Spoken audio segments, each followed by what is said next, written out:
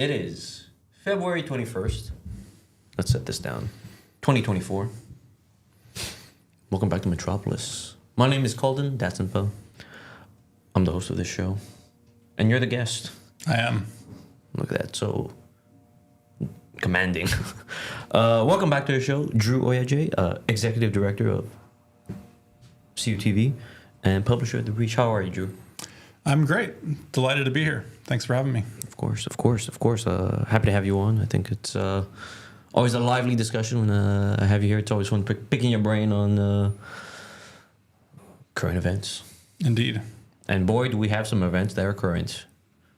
Yeah, let's just get right into it. Let's go to Let's jump into the current. Let's go into this video we have. So this is Legault making a statement to the press about the deal reached with the teachers, as we've spoken about before. The Front Commun was this incredibly huge, largest in North American history, labor action in terms of just numbers of people involved.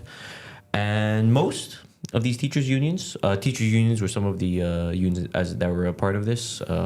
There's other sort of public and parapublic workers who are part of that front. But the teachers have sort of agreed to most of the leadership, though, right? The leadership, yes, correct. The members still have to vote. I think most of them are done voting. Oh, have they? Are they done voting? Okay. I mean, I think there's still a few of them, but from the people I've spoken to, like...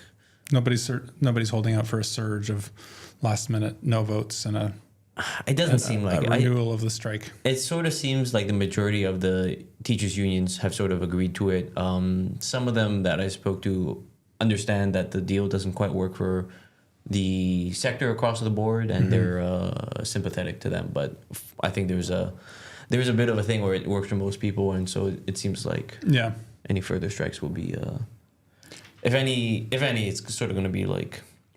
Yeah. What's called localized to specific ones. I believe there was some FAU unions in Laval that were sort of not happy with the agreement. Yeah. Well, as a union organizer colleague of mine once said, always vote no to a deal and yes to a strike. So no to a deal, yes to a strike. Yeah. That's your duty. Like that's your duty as a militant grassroots union member. Yeah. I'm like, well, that means no deal would ever be reached. Yeah, exactly. You just keep getting better deals and going back to the table and it's going on strike again. Yeah, more. I mean, no, yeah, that is. I mean, the idea is that you're never probably going to get more than 10% of people who are really like super militant, and so you just need you need that anchor. Of course.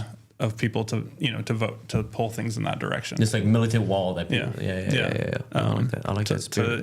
To agitate and influence the rest of the membership to fight for more, because I think it's a huge deal to get people out on strike and to go on picket lines and stop working and take a heavy financial burden of not being paid and everything. So people went through a lot of that. And so, understandably, the people who are just like regular, workers who hadn't really thought about that much about unions or that there's themselves as a union member before now probably are in a situation where they're pretty relieved not to be doing that anymore, and, happy to take whatever the government gives them. But there always is that. Sometimes it's minority, sometimes majority. If the leadership is perceived to be selling them short, who are gonna say no, it's not enough. Let's do it again until they budge more. No to these deals, yes to these strikes. Exactly. That should be a bumper sticker.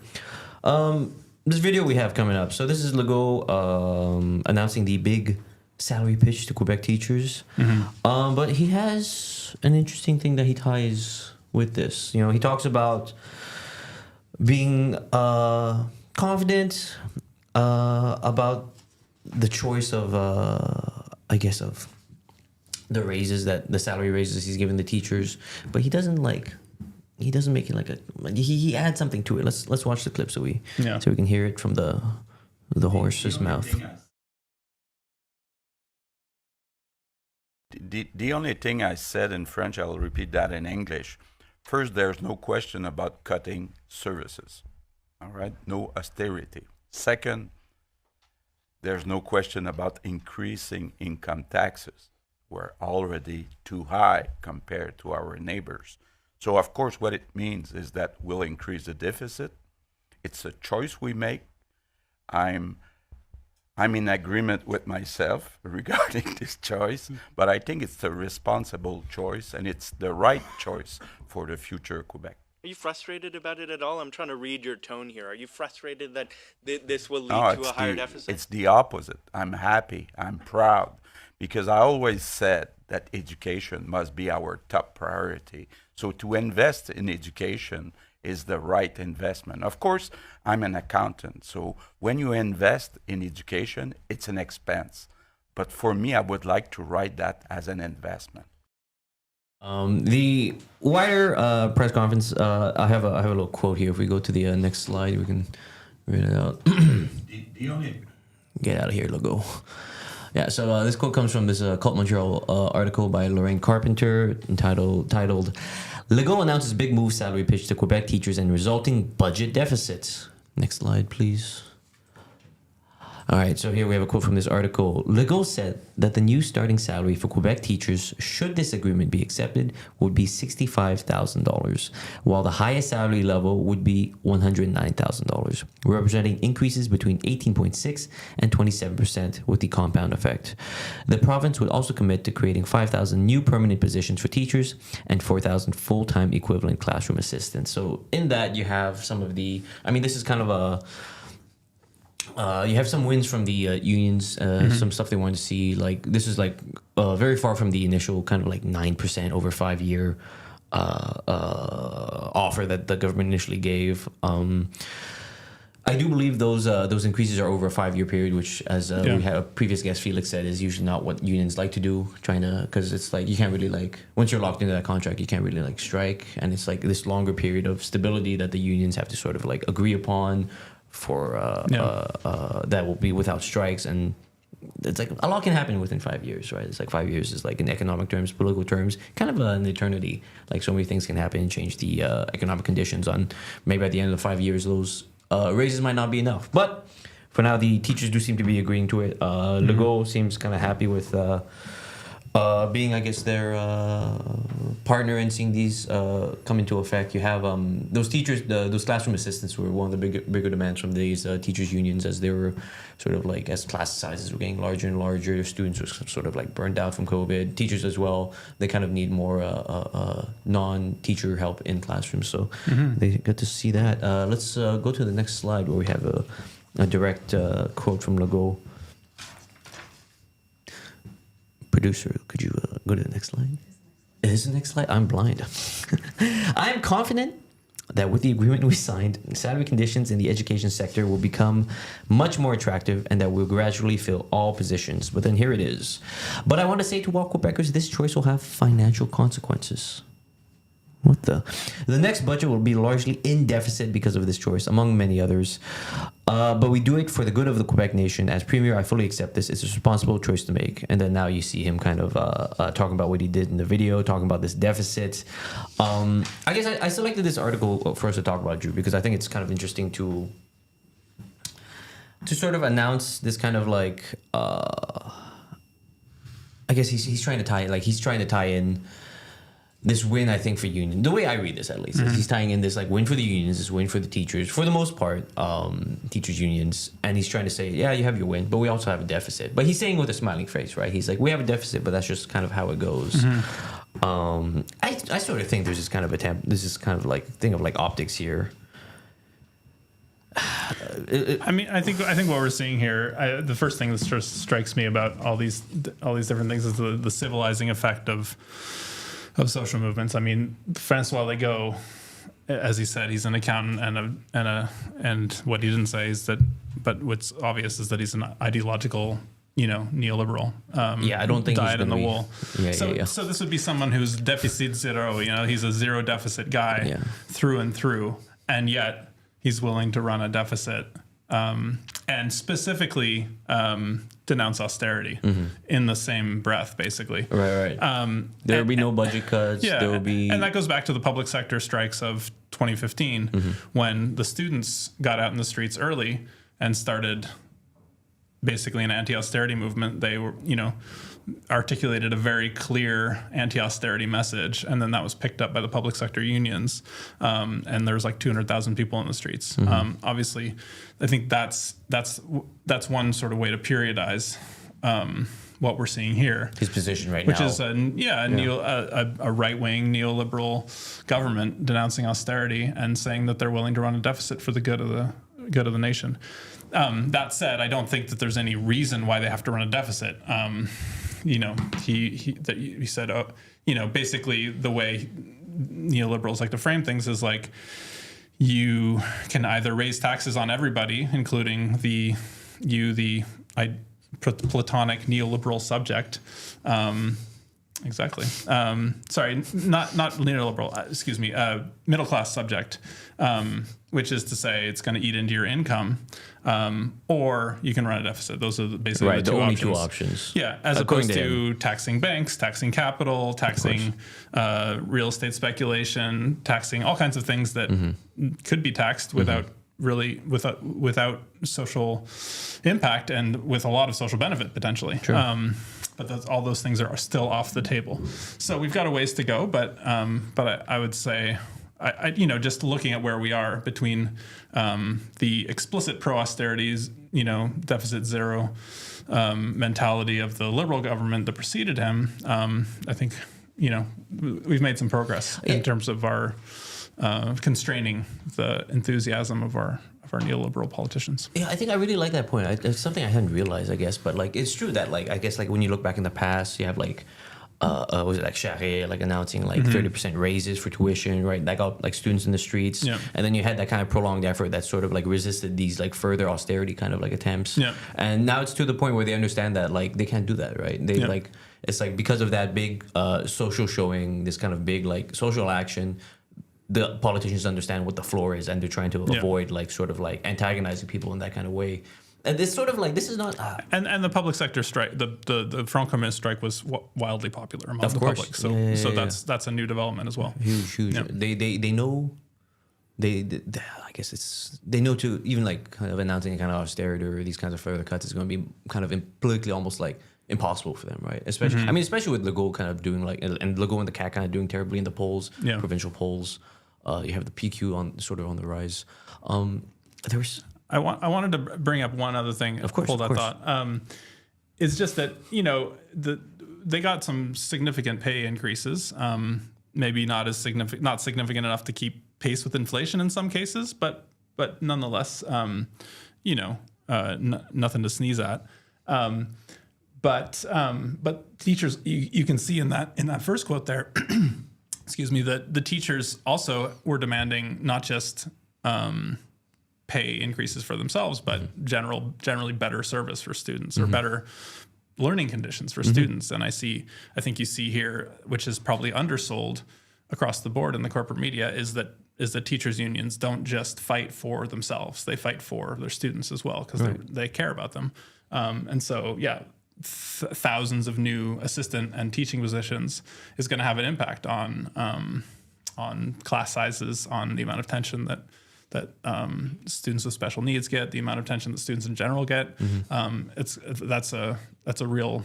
I'm not going to say it fixes any problems. I would expect that it does not fully fix any problems, but it does move in the right direction, and that's fully the result of the strike. Without that, they would just keep increasing class sizes, having more students, with special needs, dealing with fewer assistants, and that would just keep being the trend line. But instead, you have a public sector union that's fighting for itself, but also fighting for the public interest in the next generation. Yeah, I feel like we see that a lot. Where it's like, we'll see later with like a discussion about healthcare. I have people like kind of like nurses talking to me about like nurses I've spoken to that were part of these strikes. We're talking about like it's not just like a thing of like. Like some people might expect or sort of understand these strikes as like it's sort of just for their own salaries, right? It's sort of only for like to make sure that they're getting their dues. But I think like you're saying, it's much more than that. It's to improve these sort of like public institutions that they're a part of, because they are like right there at like the front lines of these systems, and they see whether or not the people they're serving, whether in the case for teachers, whether it's their students, for nurses, whether it's the patients, right? Are they being served well? And if teachers are like incredibly overburdened, then they understand that like they're doing their job much less like and efficiently or effectively. It's them, not the Chamber of Commerce or the various deficit hawks in the government who have to like talk to those parents and be like, I'm sorry, that's your kid has to learn with like dollar store stuff bought by the teacher because we don't have a budget to buy like real, art supplies. Or it's whatever like, sorry, it is, that's the way it is. Your student has to be one of 200 people in this kindergarten, Not quite there yet, but that is, I mean, here's hoping. Yeah. I think that's more just to say, like, I guess there's this idea of like, sort of like just per like public client, right? If we think of like a public client for school, it'd be like, let's say the student, their family. For the healthcare system, it's like the patient, their family, or like whatever, like extended kind of people. There's this, I guess, with the kind of cuts, or with the kind of not always cuts, but with the kind of overburdening of the people at the front lines of this, whether it's teachers, nurses. There's this kind of idea of like, how do we like get them, like how do we get the most out of these teachers, right? How do we get the most out of these like nurses? And it's going to be by like either making it so the workload kind of increases, giving them more students, almost like in the thing of like kind of just like pure like production line, like productivity, right? Like how many like students can we cram in one class? Yeah. And then here we have I mean all this to say, there's that kind of effort, right, from one front, and then here we have the teachers not only saying like, I want more money for this, but this doesn't work. This like this kind of way that you're trying to like overburden me with so many students is bad for the teachers, it's bad for the students, and the only thing it's really like good for, I guess, would be like some kind of like accounts, right, of like if we're looking at like where like this like client to public servant kind of list. Yeah, and I guess all this to say, absolutely, the strikes are a great tool at resisting such efforts to make these production lines of public institutions more efficient.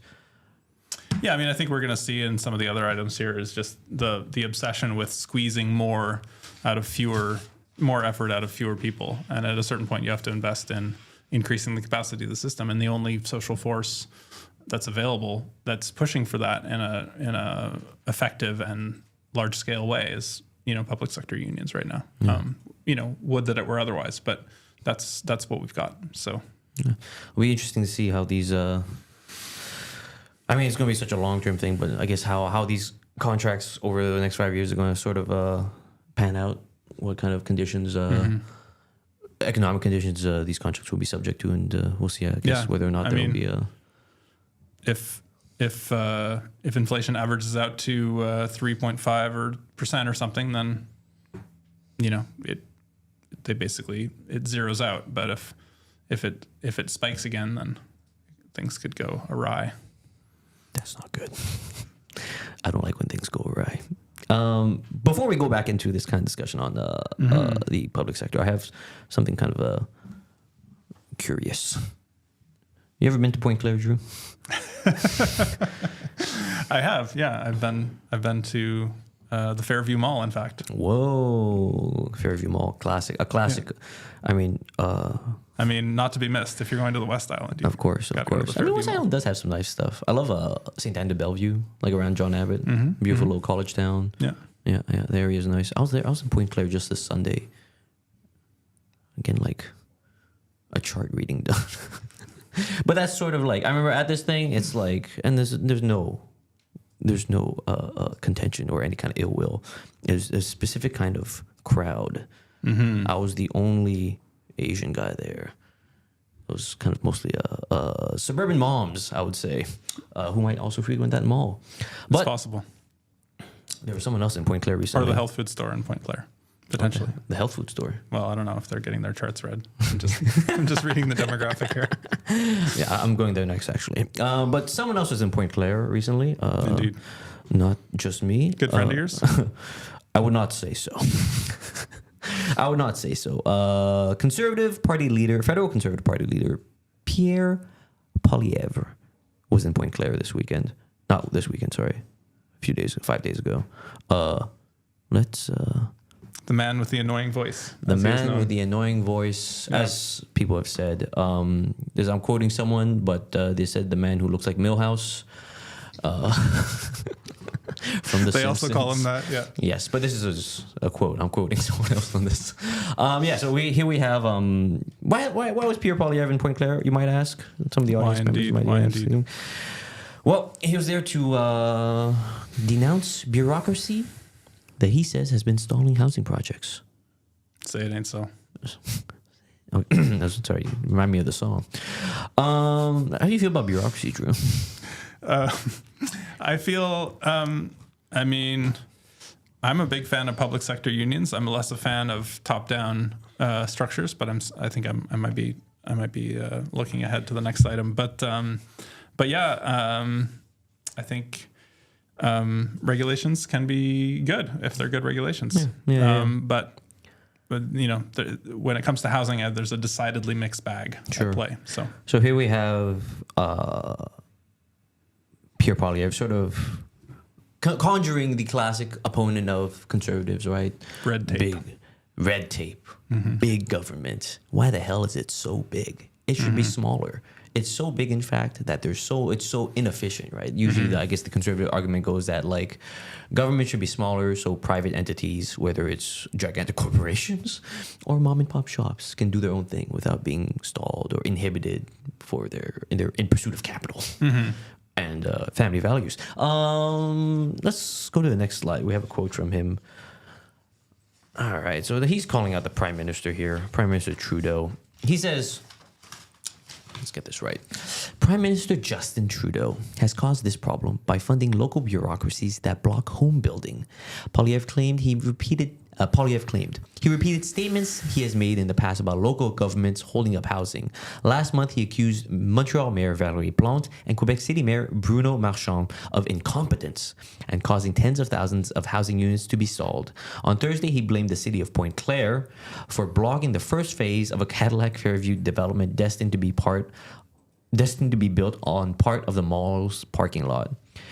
Here we are next. Oh, I think this might even call it the Cadillac of consumer of. Oh my God! Take your time with this. It's on the board. The Cadillac. I almost had it. The Cadillac of commuter housing. I forgot the word commuter. Cadillac. But now I remembered it. Commuter housing. Oh yeah, I would read that book from Black Rose. The Cadillac of commuter housing. All right. Yeah, so I mean, he goes on to say he's like he does this from like a parking lot. You see in the background, you see the sort of like REM line, the sort of new what do they call it? REM. It's like the light transit, light rail transit. I think. Réseau électrique de Metropolitan. Express, I think. Is it Express now? Yeah. They keep changing it. I thought it was Express always. Electrique for a while. Oh, yeah. Whoa, look at that. That's quite the difference. Yeah, I guess it's gas powered now. I think there was probably Electrique when they were trying to pitch it to like as like a green project. Right. But then when they're going consumer facing, Express is the way to go. That's even funny. though it's not so Express from what I hear. No, I think the whole problem with those systems is that like I think the one they built in Vancouver that's sort of based off the SkyTrain was like at capacity within like a year. Yeah, exactly. And it's sort of not really future proofed. I mean, already I feel like the parts of that rail line that are open is like just like was it a week ago, 2 weeks ago? It was like experiencing like hour-long delays, which is not very reliable. Not really what you want. Yeah, from, you don't love to see it. Public transit, and then people are going to be like, "Oh, see, public transit doesn't work. I need a big car." It's a good thing we have small cars. All right. So I have another quote from this article. Here we are next to a federally funded future transit station, and the local owner wants to develop apartments and housing in this parking lot. But local bureaucracy is blocking that construction that would allow seniors and students to live next to a massive transit station that would take them to McGill University or to the airport. He added that a conservative government would incentivize municipalities through the gas tax transfer, which is up for renewal in March. His plan would provide bonuses to cities that build more than a predetermined target and penalize those that don't build enough housing. All new transit projects would also have to include a housing component. The Pointe-Claire mayor didn't really like those statements of his. Was not pleased. Pointe-Claire mayor Tim Thomas, not to be confused with old Boston Bruins goalie, countered that too many housing units have been built without much thought given to the best way to design the urban fabric. Let's sort of take the discussion there. Tim Thomas, the goalie, would probably be on Poilievre's side on this one. Not on this one, but in general. Yeah.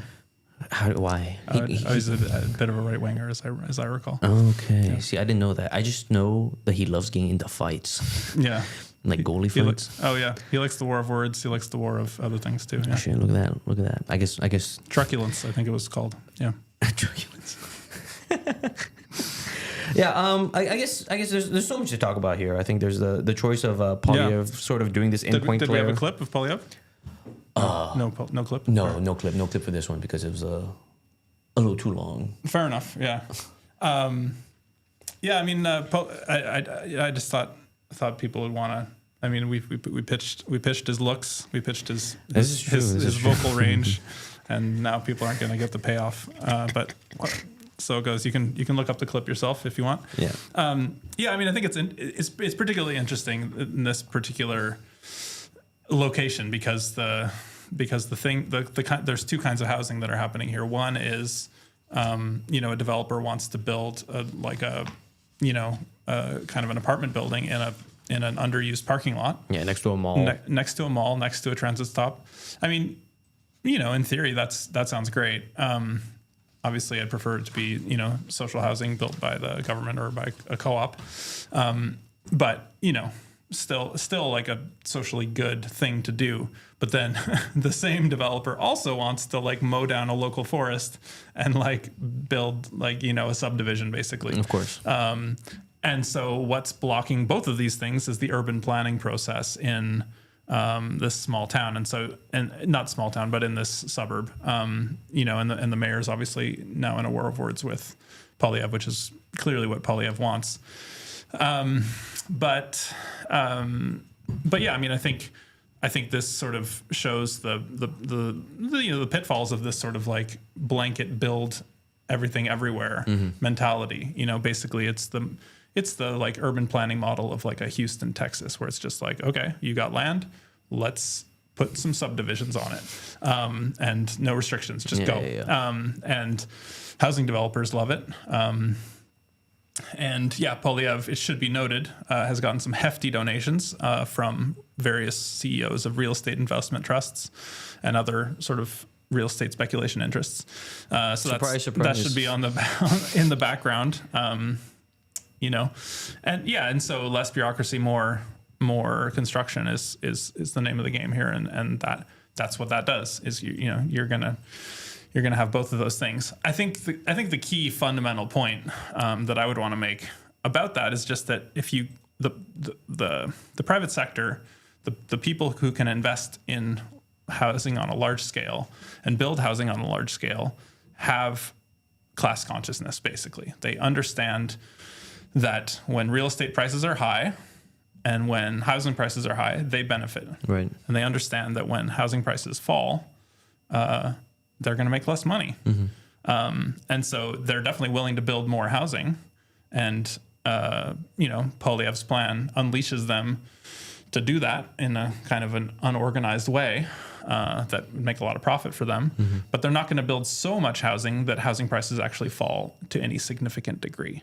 I think big capital is coordinated enough to keep that from happening. So demand is outstripping supply at the moment, which is causing ridiculous. So, the best you could hope from this is maybe housing prices stabilize and don't keep going up like crazy. But you're not going to get a situation where it actually makes housing prices go down. And the other fundamental problem with this is that, and both, liberals and conservatives know this, and the NDP to some extent know this, is that a key constituency, people who are much more likely to vote and much more likely to be loud in terms of representing their own interests, are homeowners. Of course.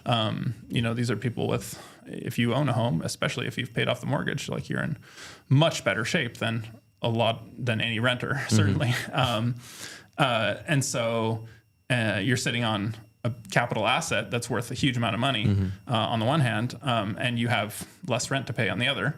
And so you're more politically powerful and your interests are aligned with keeping housing prices high because you want that capital asset to be protected. Of course. And so that's what you see in these sort of urban planning policies. It's a mixed bag of, we want to plan for environmental impacts. We want to make sure that, biodiversity is there. We want to make sure that, the streets are safe to walk on, that there's mixed transit options, all these things. So those are all, objectively good things. Sure.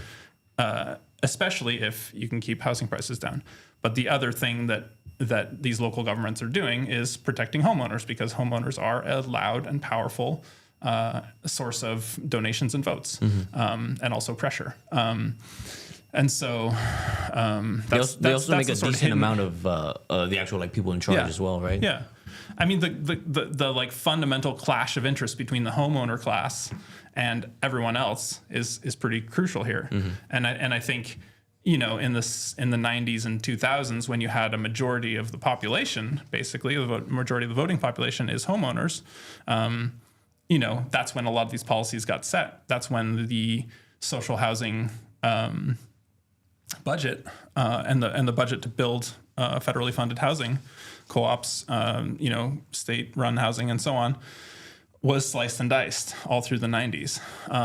But there's a lot of people who were either not voting age or weren't even born yet then, who are now becoming voting age, who are like, how are we supposed to access like a $500,000 house or $1 million on the island of Montreal, $1 million house? Like, how am I supposed to figure out a down payment of that when I'm paying $2,600 a month? As and as Poilievre rightfully pointed out, like the average rent has tripled since he was in cabinet. He's trying to suggest that that's because he had good housing policies, and then the Liberals made it triple. Of course. But it's actually the continuous policies of Conservative and Liberal governments that have made rents triple in Montreal. Right. That made property values sort of like continue to kind of go up. Yeah. That sort of protects like property, especially as it's like protecting property, because that is the wealth. That is the majority. Like for most people, that's like the biggest kind of like a chunk of like personal wealth, right? And then the people who have that as a big chunk of personal wealth, they're also the voters. They're voters as well, because they understand that these two parties are going to protect their interests to whatever varying degrees. And Poilievre also pointed out, and it's a totally legit point outside of the the dishonesty of him, in his political agenda, but it is a totally legitimate point, is that like people are taking on these mortgages that are now going to take multiple generations to pay off, whereas like in the past, maybe you could pay off a mortgage in 25 years. Now it's an absurd hope, and so you're basically giving money to the banks for generations at this point to acquire a house. So you have people who got in the 80s, 90s, when you could buy a house for, maybe not a reasonable price, but a much lower price, or a price that was accessible to somebody with like a middle class income. But now that's totally out of reach. You have to save for like your entire life to even get a down payment going. It used to be 2 nickels and a bit of lint, then you could buy a house. Right on. Yeah, pretty much. Just empty your pockets, and it'll be like, mortgage, sign here. You want to buy this house? How much you got on you? It's like, a lollipop's like sold. Give or take. That's how it was. Yeah, that's what it feels like. I guess, at least from this current juncture we're at.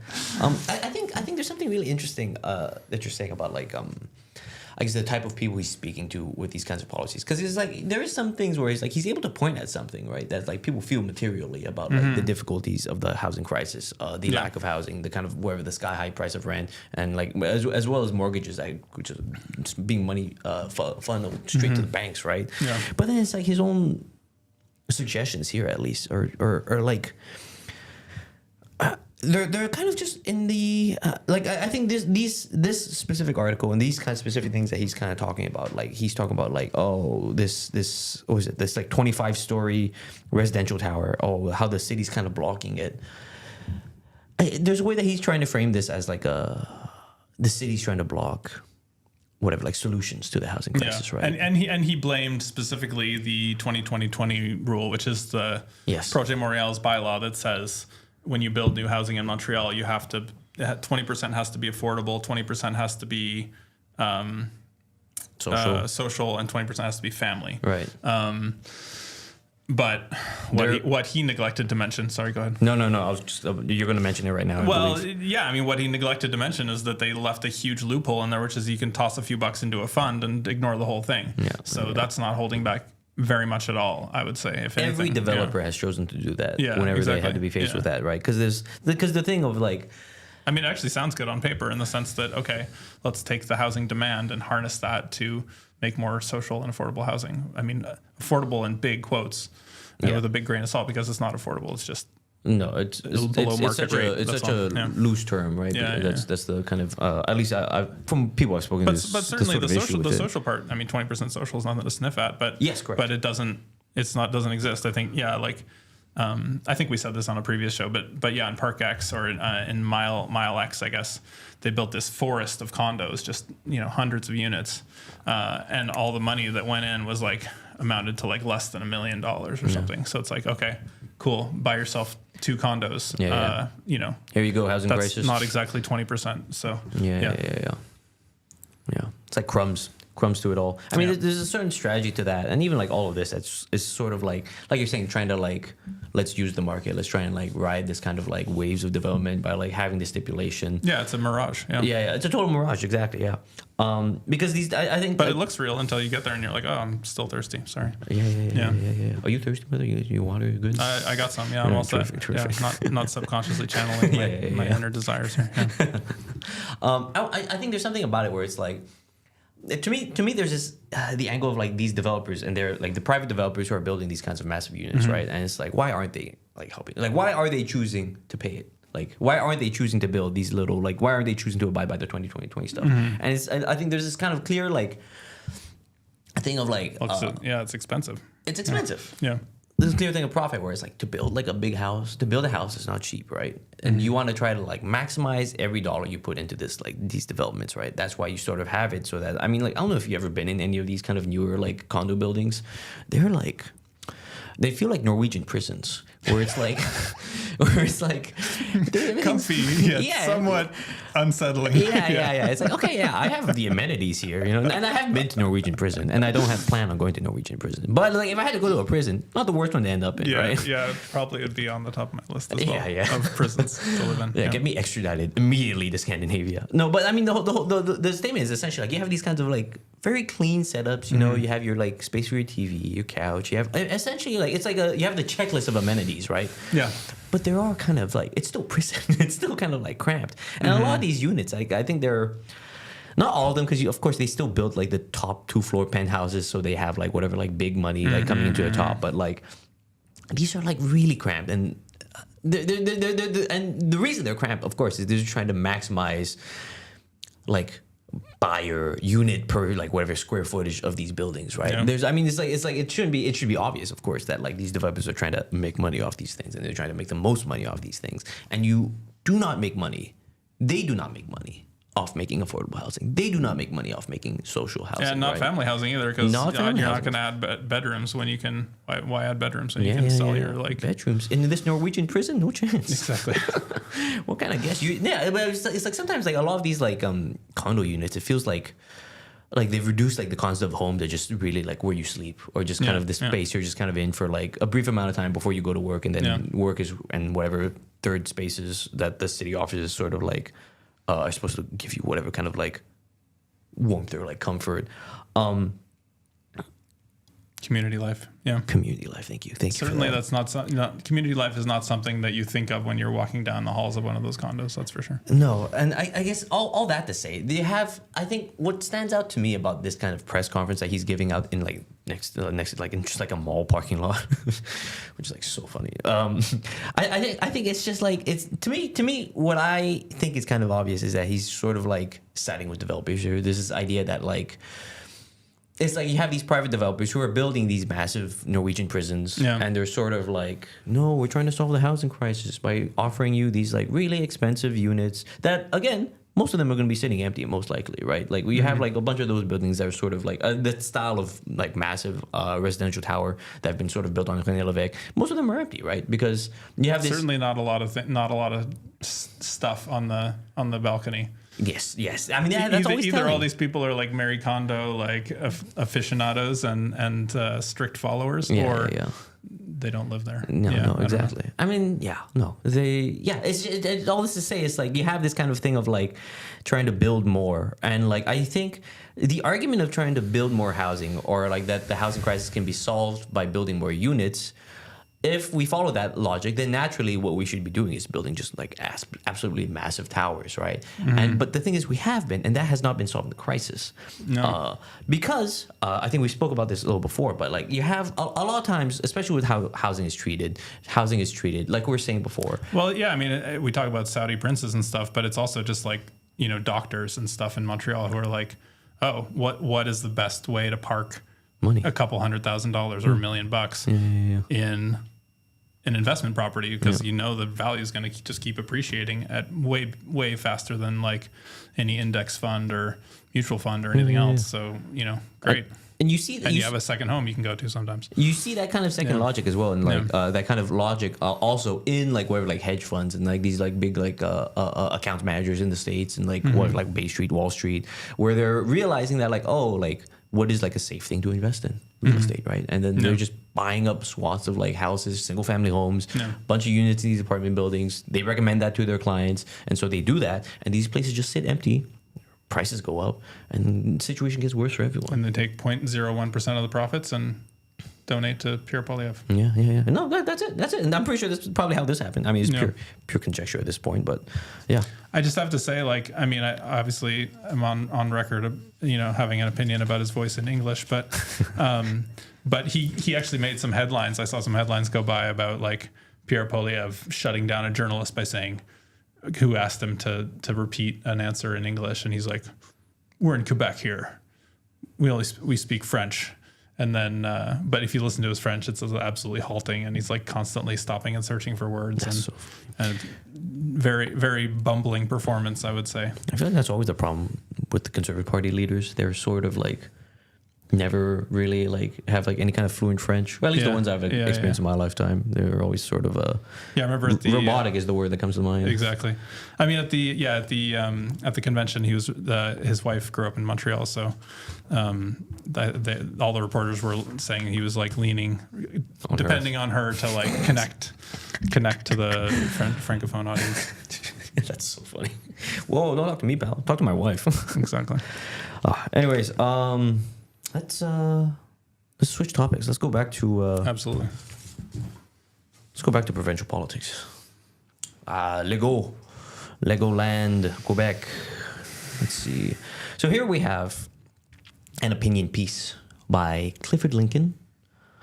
I just learned who this guy was. Interesting guy. This opinion piece, published in the Gazette, February 19, 2024, is titled "Opinion. Quebec can ill afford to isolate itself from the real world." And the subheading, "More than ever, investment has a choice, and the choices beyond this province are as welcoming as they are numerous." What do you read from that, Drew? What are you expecting from this?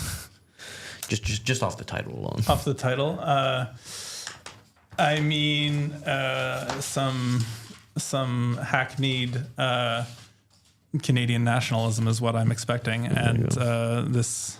I mean, I do not know much about the author, but he certainly sounds like a Montreal Gazette subscriber's idea of a really effective politician. Yes, correct. Based on his resume, which is to say he's not. Clifford Lincoln was a former Liberal Party MP as well as the Quebec Liberal Party MNA. He's kind of like a real old school liberal. Like he was like a colonial like civil servant. During like the Bourassa years, him and another minister. A clear no vote, shall we say? Yeah. Him and another minister, they resigned from cabinet because of Bourassa using the notwithstanding clause to make it so that French was the only allowed, that made it so French had to be the dominant language on commercial signs. Which is to me like, I mean, to resign over that, it kind of shows how much stake you put into that, just that kind of like convenience of language, right? Of like how much, I mean, to me, he seems like someone who wants everything to be in English, or everything has a right to be in English. And you sort of see that, I guess, in this article, at least this article about the kind of province Legault is turning Quebec into. Let's go to the next slide. I have a nice little quote from him here. This is sort of at the end of the article.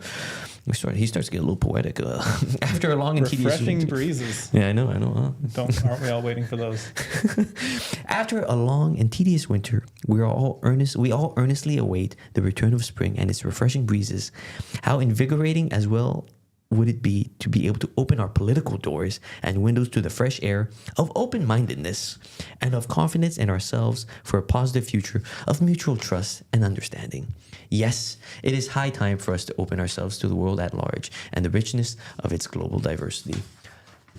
So, I mean, he finishes it off with that, but I mean, the most of this article, he's just talking about like Bill 96, he's talking about the way English is sort of being attacked. He talks about the beautiful Roddick Gates, the Chronicles of Roddick. I kind of stole that joke from you. You buried the delivery too, so it's done now. Totally dropped We it. turn now to a segment we'd like to call the Chronicles of Roddick. Oh, there you go. That's better. Yeah. The Chronicles of Roddick.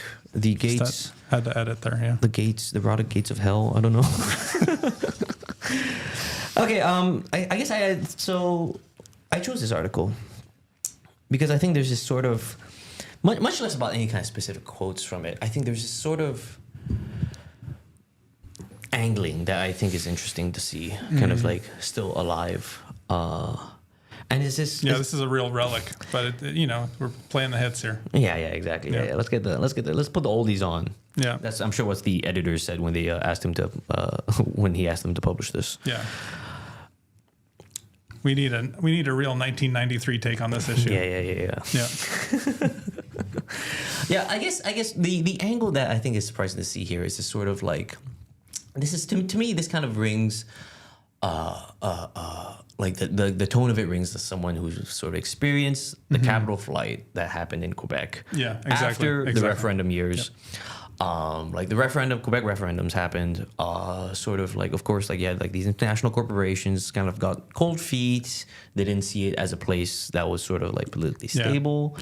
They didn't see it also as a place that was not just politically stable, but as a place that might become sort of like, that might become what is it, like almost unfriendly to international capital in a certain way, right? And I think you actually had the independentist movement saying slogans like 101 or 401, referring to the language law that they put through, of course, in the late 90s, early 2000s. And the Ontario Highway. The idea being, hit the road to Toronto if you don't like it. And in this era, a lot of headquarters moved. Montreal was Canada's sort of major city at a certain point. It's Metropolis, some might say. No, exactly. No longer. A lot of the headquarters moved to Toronto. Much more business, corporate friendly. Yeah, and so you can walk down like Saint Jacques or some of these streets and see these giant buildings that are clearly intended to be the headquarters of like the some bank or something. But they're just like a co-working space or something now, or like, have some offices. Yeah. Oh, how far they have fallen. Yeah. Yeah, I think it's just, to me it's like you have this sort of like argument, and it's interesting because it's like there's some nuance between like the kind of the way that Legault sort of tries to invite international players like Amazon, right? You have this sort of like Legault sort of like, I want to call it soft nationalism. It's not quite soft, but it's soft in the sense that he's not trying to like actually like nationalize any like industry, right? He's not trying to like. I would call it like a simulacrum of nationalism. It's like a copy of a copy at this point. Yeah, I guess Legault's nationalism is much more just kind of like cultural, like purely kind of like it summons these kinds of specters of nationalism. But it's also just like totally cynical. I mean, the whole premise of the CAQ, of the CAQ is to say like, okay, we're gonna have a little bit of nationalism, but we're not going to separate from Canada. We're not going to threaten that. We're like, literally his promise was we're going to have a 20-year moratorium on a referendum. Right. So maybe in 20 years, but not right now. Yeah. Right. Yeah. So you get to have all the like, oh, we're fighting for Quebec's, rights, when, which is theoretically fine, but without any of the actual threats. So you're never going to have the idea that you would have people chanting a slogan like 101 or 401 these days is like, it sounds absurd. Yeah. I can't imagine that happening in kind of the current like climate. Yeah, you're not interested in threatening transnational capital at all. Maybe you want them to spend, an extra 1% of their marketing budget on changing the labels on the shampoo bottles or whatever. But like to make the French words more prominent. Yeah, but like yeah. you're not going to fundamentally challenge anything.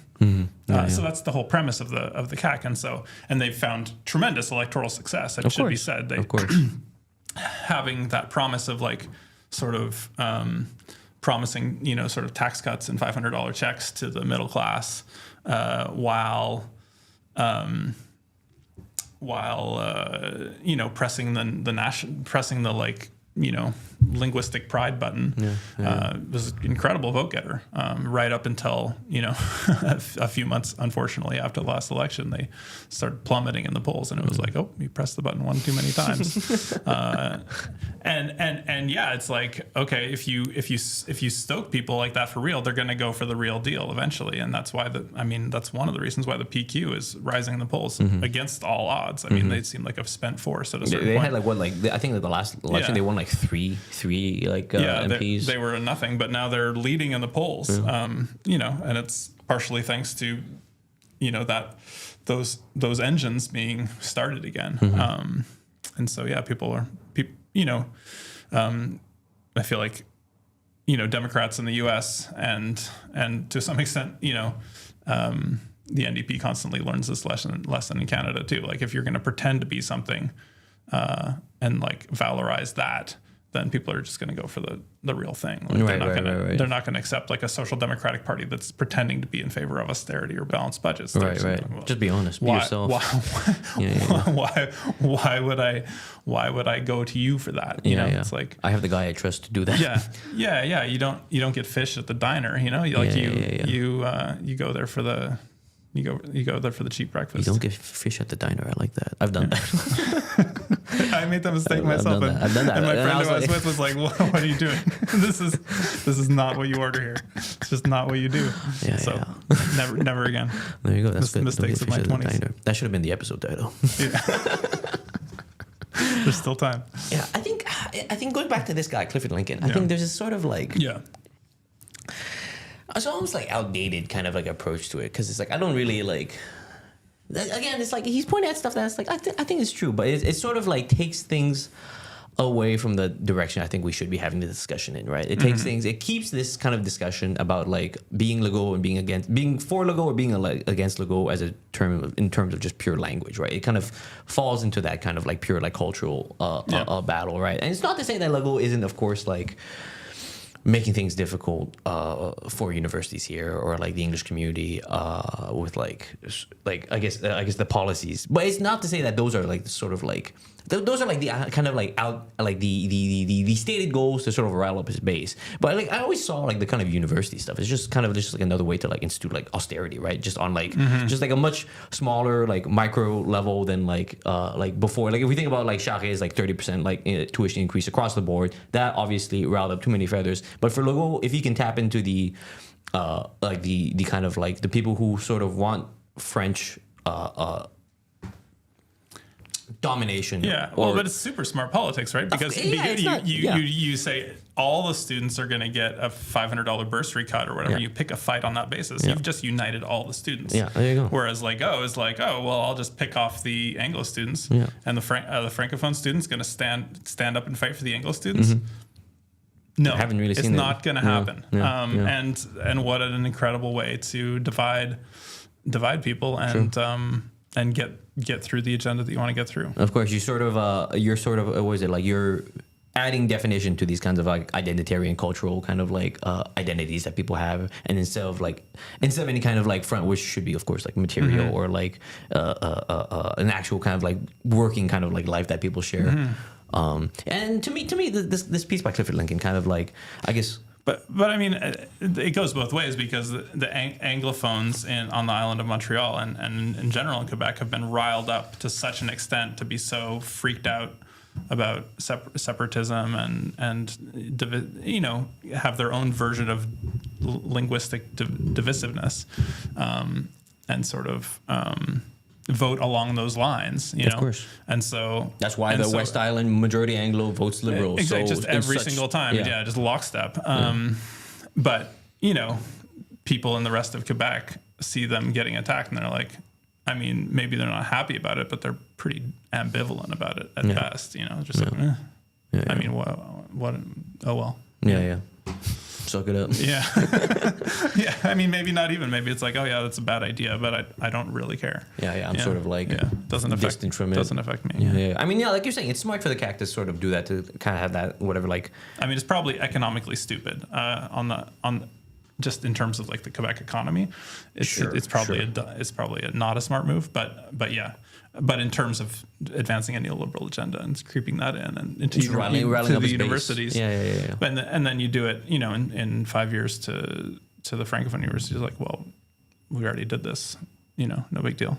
Yeah, I don't know. It's already a precedent at that point. Yeah, I think there's just something about this. This was it, Clifford Lincoln piece that I think, like, if we're thinking about, the guy really got to you, eh? Yeah, it's just like it's like. He speaks at this... The old school Canadian nationalist with, like, zero substance beyond, like... That's it. Beyond voting no. Yeah, you know? That's it. Yeah. It's like, come on, we're all, like, Anglos, and, like, Quebec is sort of, like, diminishing how we could be playing in the world, right? Because, like, I think there's something I see of, like, this echo of, like, old empire that he used to kind of be, like, a civil servant for. Like, he was literally, like, an imperial kind of, like, worker. And, like, I think with that... Working in that kind of machine, there's a natural logic that you sort of pick up, right? You sort of like, because I mean, like we're talking about empire. You're sort of like in charge of this thing that's like incredibly like broad, right? Like they call it the British Empire. The sun never sets on the British Empire, you know. And it's like I think to the people who are part of that machine, they sort of see this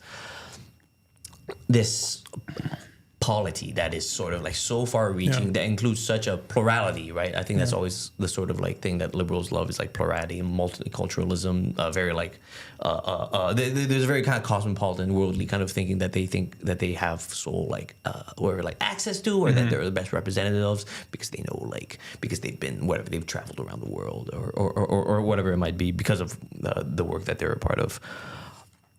But there's something about it. I mean, I said it before, but it's just like him being like sort of like servants. They're being like nice servants to like international capital, right? Where it's like he would rather not have like signs, whatever, majority in French, because he thinks that's like a sort of like we should not have that kind of deference to like local populations, right? Yeah, I mean, there are basically like two different ways that you can talk about what was the rich. We can. Open ourselves in the world at large to the richness of its global diversity. So like there are a couple different ways, there are a couple of paradigms in which you can do that. One is you can approach other countries and other people and other nations, languages, with a spirit of openness and solidarity on a person to person, nation to nation, community to community kind of level. Or social, or if you want to get really extreme, like social movement to social movement level, and build a web of global, solidarity and cooperation and mutual advancement. That's one paradigm. Another paradigm is to say, we should, homogenize ourselves so that transnational capital can bring investments so that I can profit from that, and that's what the class that he represents is interested in.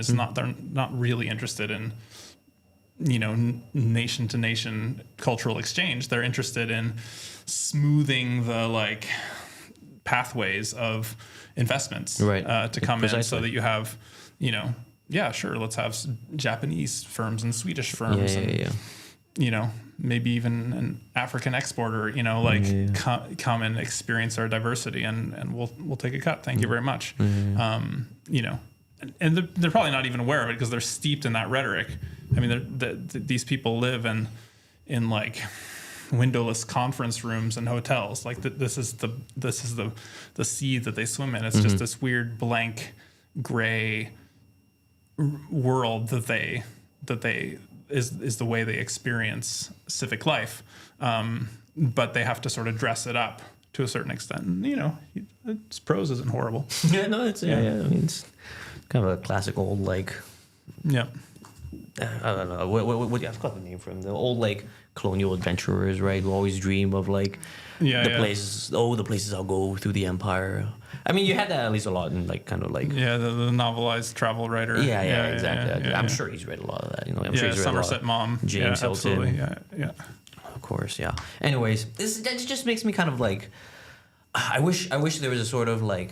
I wish this language debate was not kind of going along the lines that it's going on right now. I haven't seen quite many inroads into like sort of like breaking the hold that language has over Quebec, and not to say that like it's not important, right? But I think there's so much that we set aside in pursuit of trying to like resolve that language debate, and it seems to be going in the wrong direction. And I don't think people like Clifford Lincoln want to take us in the right direction. I think they just rather kind of go back to the good old days. He's just a mirror image of Francois Legault at this point. Yeah. Maybe that's what he's just barking at himself in the mirror. All right. Next slide. Next topic. We're going to continue to talk about the province of Quebec. This time we're returning to what we were talking about before with our kind of public institutions. We talked about it, healthcare, our healthcare system. Here we have a little video from the National to sort of begin this discussion. Privatization is such a broad term that it's basically useless. Technically, every doctor is a private contractor. The difference is who's providing the care and who's paying for it.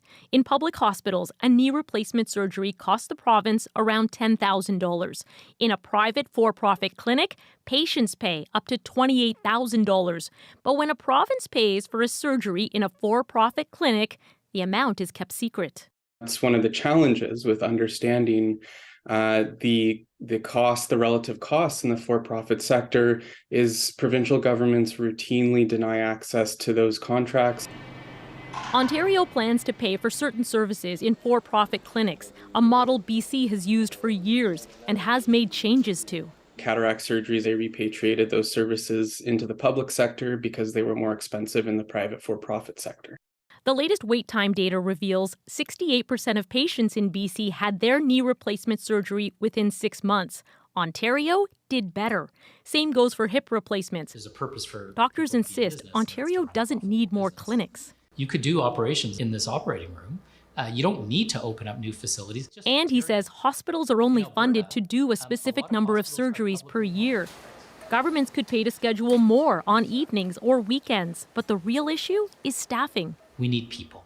The bottleneck right now is particularly nursing care.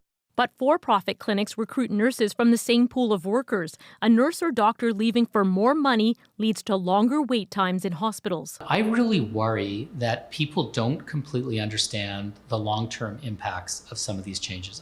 Studies of the UK and US have also shown private for-profit care can lead to slightly higher death rates. So when we're looking at private financing in our system and multiple examples, it tends to have worse patient outcomes and tends to have more financial inefficiencies. So why would we be looking to expand that aspect of our existing health system? The Angus Reid Institute survey shows political leanings tend to drive people's views on privatization, but most doctors insist there are cheaper, safer, faster ways of getting more Canadians the surgeries they need, including centralized wait lists that connect patients with the next available surgeon instead of sitting on one surgeon's waiting list. Christine Birak, CBC News, Toronto. Next slide, please. So that's sort of the little... Privatization is such a... Hello again. All right, so here's the... What do you think of that video first, actually? Talked about Ontario, but I think we start to see a lot of the similarities. I think the same dynamics are clearly at play here. Yeah, you're on the one hand, I mean, it's even more stark here. I mean, I think the quality of the work life of Quebec nurses, and specifically in Montreal hospitals is awful. Mm-hmm. The attrition rate is catastrophic, and it's been covered, widely, by even the sort of more right-leaning outlets or the Bell Media-owned outlets talk about this openly, and where do those nurses go when they drop out of the public system? They either go private, or they go to the U.S., or they go somewhere, or they move somewhere else. So that, which of course creates longer wait times, and wait times are on the rise. Attrition of public sector health workers is on the rise. So between those two things, you have a system in crisis. You have overflowing emergency rooms. You have gigantic waits for basic care, and these are all solvable problems. I think we saw during COVID, it's like the contrasts between different healthcare systems around the world became very stark. Like I think Japan has like twice as many beds, hospital beds per capita as Canada does, and they were able to do a lot better with COVID, and I think you can extrapolate that they're just going to be a lot better overall. So that's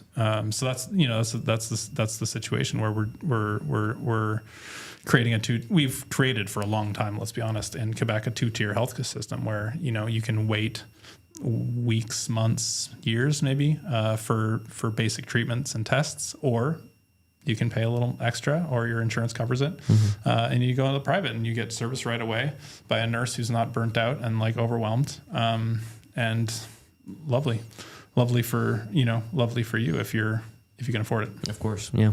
And everybody else, sorry. Yeah. Sorry. How much you got on you? Ooh, sorry. That's not enough. You have to go and be sick. Yeah. Go and be sick. Go deal with the crumbling kind of like public. Your Lent is no good here. Yeah. This is sort of this article here. I have sort of like this when I wanted to base this conversation around. Kind of made me feel not good. Maybe I should go see a doctor. All right. So this article is titled "Privatizing Healthcare Isn't the Taboo It Once Was, but Would It Help Quebec's Ailing System?" Political parties float the idea of bolstering system with more private options. Experts question the logic, and I feel like this sort of ties into the that little clip from the National we see here about this sort of like specter of like private healthcare as a sort of solution for this crumbling system. But it's like you're saying yourself, right? It's like our healthcare system, like everyone, there's always like, I feel like every like provincial election cycle is like, what can we do to fix the healthcare system? It's always this thing is like sort of like at this, that's always like, it's just like on the verge of like collapse, especially after like COVID, right? And then I think you have this thing where like so many people are kind of starting to consider, or it seems like there's this turn in like public opinion about private healthcare that seems to be sort of on a worrying rise. Yeah, absolutely. I mean, it's been a trend. I'd say the two big trends in Quebec healthcare, and this is in the context of Law 18.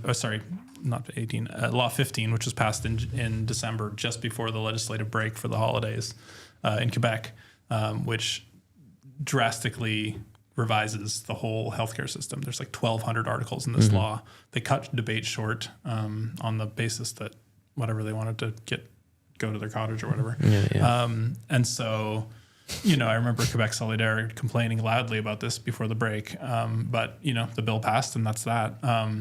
But this is part of a much longer trend, which goes back to the Parti Québécois in power. It goes back to the Liberals before them. But basically, you have two trends. One is in healthcare in Quebec. One is centralization of control and power, and the other one is privatization. Is the sort of draining the life out of the public system and empowering the private system. Allowing investment capital to profit from people's health, which is, once you open that door, it's very hard to close it. Philippe Couillard, a former premier of Quebec, took a break from politics at one point and went to work for a firm whose entire business model was investing in high growth, high revenue opportunities in the healthcare sector. What does that mean? That means, when people get sick, you're making money off of it. And this, I think, was long understood to be a totally pernicious and destructive way to do things, because it just has horrible results ultimately.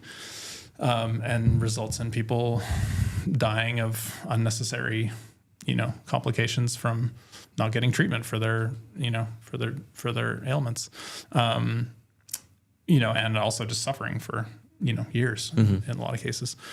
But nonetheless, that's who runs the system. So they've been, but Quebec is, if you go back further, it's tremendously inspiring. When they, healthcare in Quebec used to be delivered by the Catholic Church, which was, as you can imagine, a disaster in all kinds of different ways.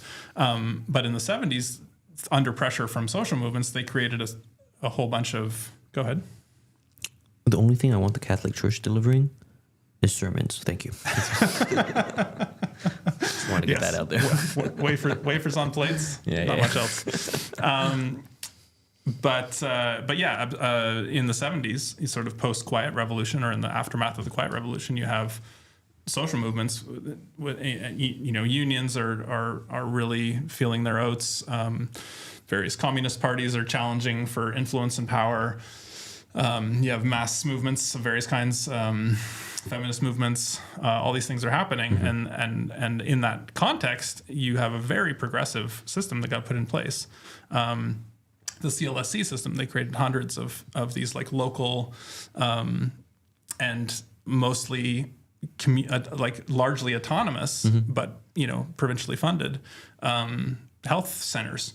And they weren't just providing access to nurses and doctors and medical procedures and so on. They're also community organizers. Like they would organize communities around education campaigns, suicide prevention, all kinds of stuff. They were sort of leading. They led the way on providing abortion care in Quebec. Obviously, post-Catholic Church, that's kind of a big deal. Of course.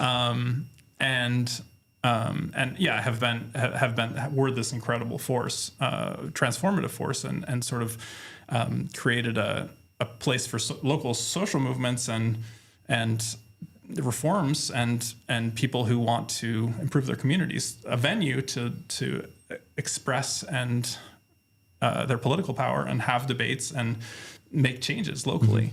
And of course, every government since then hates this and has tried to like erode the power. So, try going to find a doctor in a CLSC, like good luck. Yeah.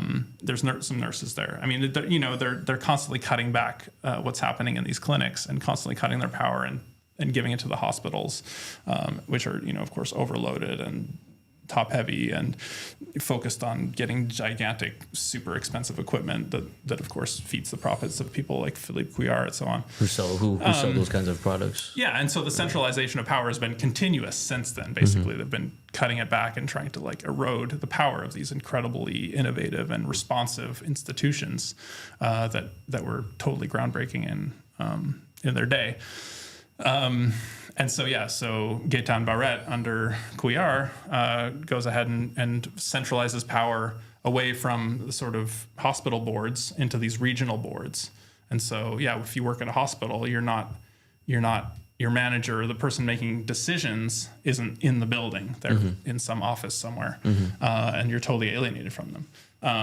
And now they've gone a step further and they've said, okay, we're going to create one office that is even more super empowered. Right. And of course the management principles of these centralized things are always like, okay, well, it's how do we squeeze even more efficiency out of this system? How do we eliminate positions? How do we like get more out of these clearly burning out workers? How do we push them even further to the brink? And you're not, and the social setting is such that, the person making the decisions to do that is not in any way in contact, or not in very many ways, certainly not day-to-day, face-to-face in contact with the people who are there actually making decisions on behalf of. Right.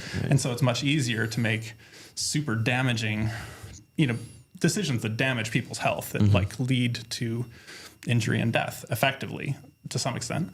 And so that's what, and of course, lead to privatization. So all the people who are upper middle class and above go, okay, well, screw this. I'm not going to this hospital. I'm not going to the CLSC. I'm going to my private doctor. And they've finessed it very, very, elegantly. So the private doctors you can still go see them as a public patient. But then if you wanted to get your test right now, faster, and not have to go through the hospital, you can pay $200 or whatever. Anyway, so those are the trends, and those are and those trends are kind of coming to a culmination. I think we're seeing a total crisis in the healthcare system that is not being felt, I think, very much by the most, the homeowner class, basically. Sure. I mean, give or take. They're not the ones who are feeling this. It's everybody else. Right. The home non-owner class. Yeah, the proverbial Montreal renting millennial who's trying to find a family doctor. There you go. They're not having any luck. Let's go to a quote I have from this article about this rising trend of privatization. In an attempt to take pressure off nearby hospitals, the CAQ is proposing a pair of new private medical centers in Montreal's East End and Quebec City. The privately run mini hospitals would be open 7 days a week and include a family medicine clinic, a 24-hour emergency room for minor ailments, and day surgeries. All this would be covered by public health insurance, according to the CAQ. The article, this is an article by, you're shaking your head here. There's an article by Benjamin Schingler, Leah Hendry in CBC News. This sort of measure, this sort of project, this sort of approach, I guess, to private healthcare is being supported by the CAQ as well as the Conservative Party of Quebec. And I guess this kind of continues that, this is really like what they're doing here in like Montreal's East End and Quebec City is sort of like, I guess those are little test centers, right, for this kind of like future approach that they envision of the solution to a deteriorating healthcare system. For them, the response to a deteriorating healthcare system is not how do we strengthen it, how do we kind of like empower the people who are closest to these fraying ends. How do we empower them to fix the solutions, which I'm sure they could be like, which they are witness to every day, right? Instead, it's how do we get some of this public money into private coffers, right? How do we introduce? To me, this is wild because it's like I always thought like the easy thing for Canadians, like across Canada, not just like Montreal, not just Quebec, for Canadians to kind of like rest their laurels on was our healthcare system, right? It was just sort of like even as much as it is sort of like fraying and like tattered, it's still like it's like at least we don't have like too many sections of it that are like for profit, right? Of course, there's like the NDP talking about like pharmacare, which is its own kind of thing, pharmacare, dental care, these other aspects of public health that are still for all intents and purposes under like private kind of like interest, private for-profit interest. We still have this robust system, right, where you can get like chemotherapy or like knee surgeries for free.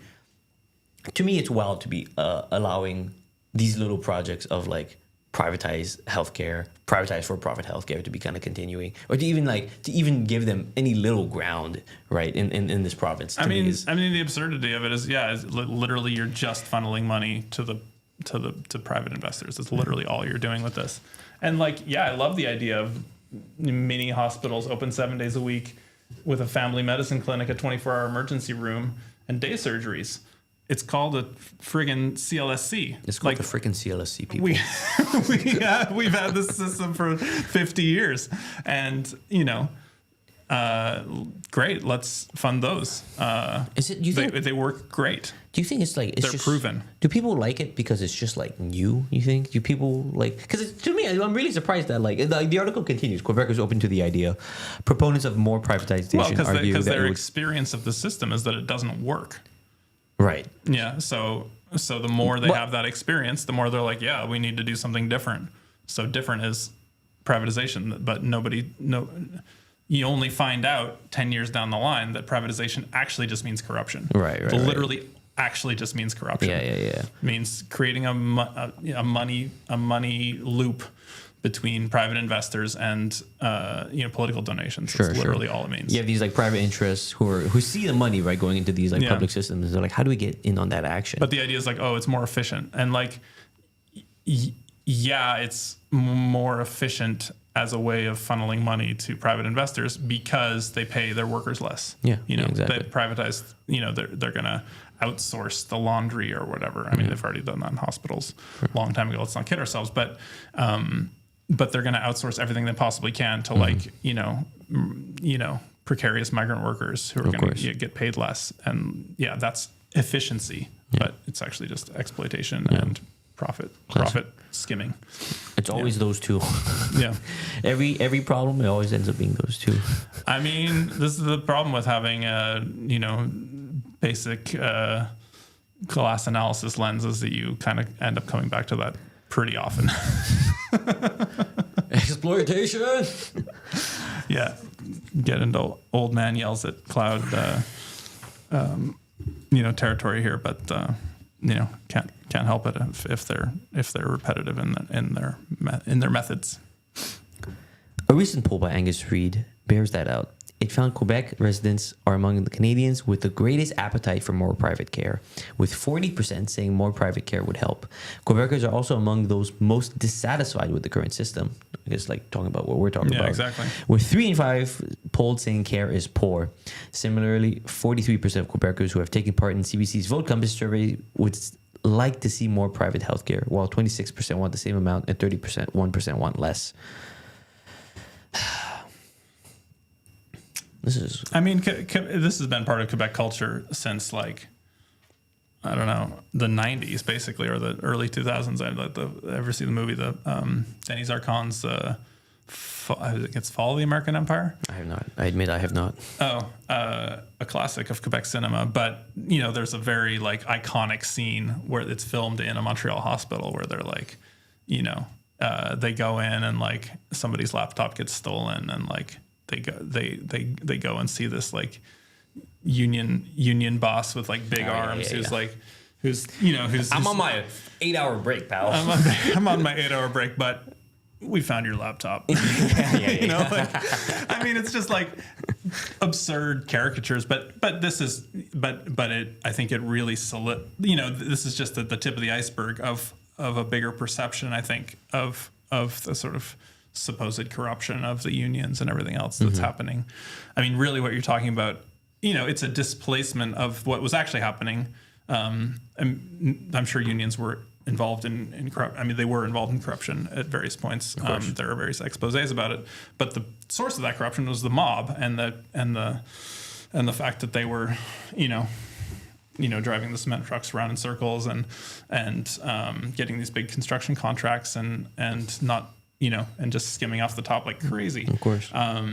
So it's sort of, displaced from the political class. And of course, the Demarés and everybody else was sitting around just sort of, I didn't see that, with the people with the power to stop it were just chilling, and maybe possibly in some cases going on cruises with these various mob bosses.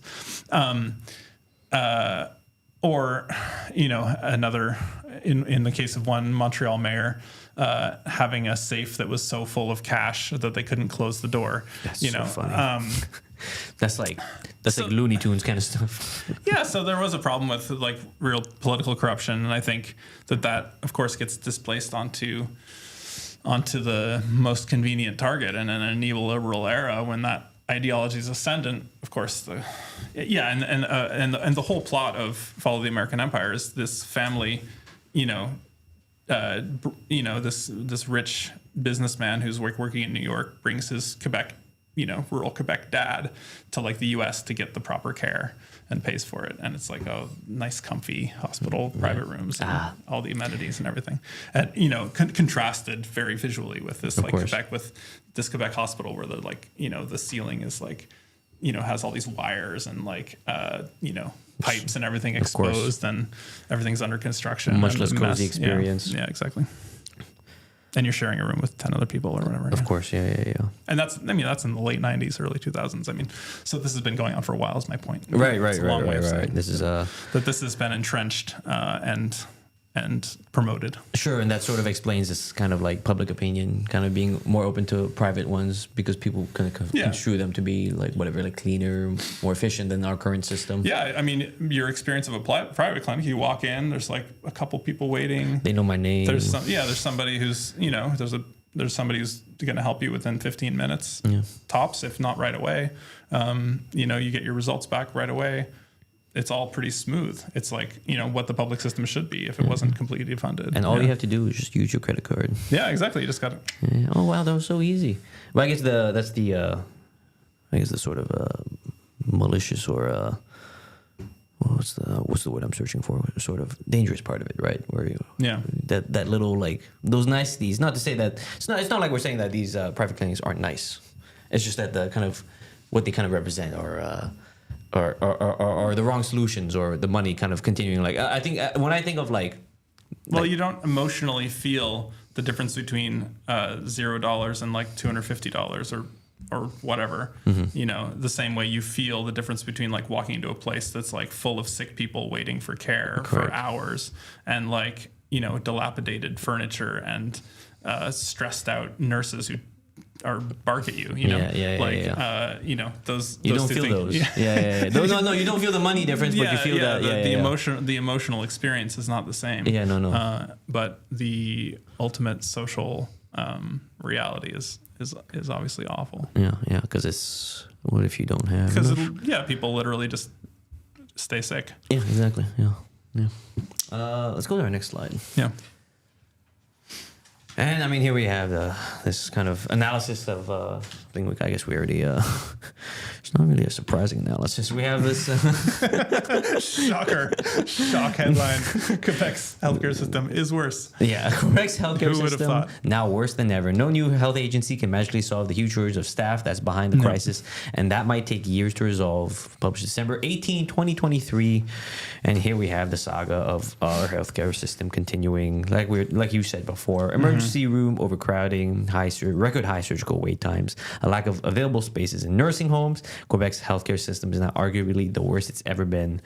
And I think what's important is this article kind of talks about the kind of staffing shortage, right? Which is like, I think you have that video we initially watched also talking about these kinds of like, or not doesn't talk about staffing shortages, but it talks about sort of like the flight of nurses, right, to private healthcare or to potentially other provinces or even the states. And I think that's like to add to our conversation about these private healthcare centers that are sort of like being like allowed. I'm going to say allowed because they should not be allowed, because they're being allowed to exist here, because that they're being given room to sort of like siphon away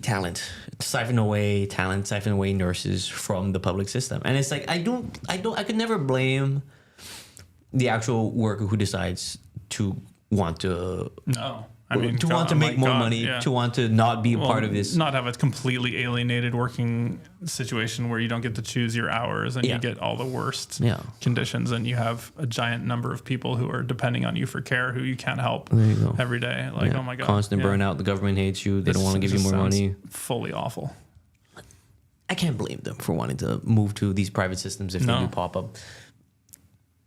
But I think the fact that they are given that option, and then they decide to choose it, and then now the initial public system is not worse. The initial public system is sort of like we're seeing short on staff.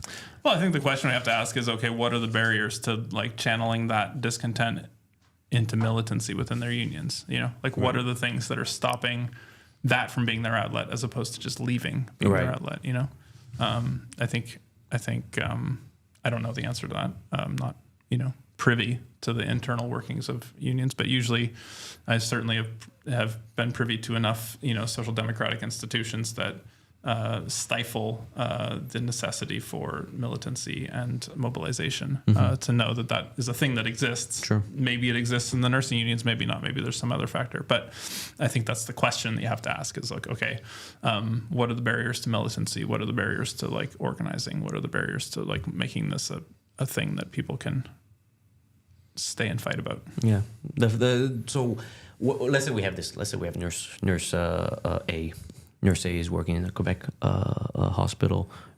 Hates it there. It's terrible. Conditions are terrible. She's being overworked. She hears from her friend that there's a private clinic being opened up, a private hospital being opened up in Montreal's East End. They're offering better pay. Conditions there are nicer, and maybe she'll even be a little closer to home. I think in this kind of scenario, Yeah, maybe it's in the bottom floor of Pierre Poilievre's the residential new tower. Residential tower. Yeah. The Pierre Poilievre Medical Center. Does she go work there, or does she see a tool for improving her space? I think I guess the choice to change jobs is an incredibly like. How do I say? I don't want you to use like any kind of like. I don't mean this in like it's like an individual choice, right? You're like just so I can look out for myself. I'm gonna go there, and that's like valid, totally understandable. Yeah. Especially when there are no, especially when nurse aid does not see any kind of collective militancy, like you're saying, right?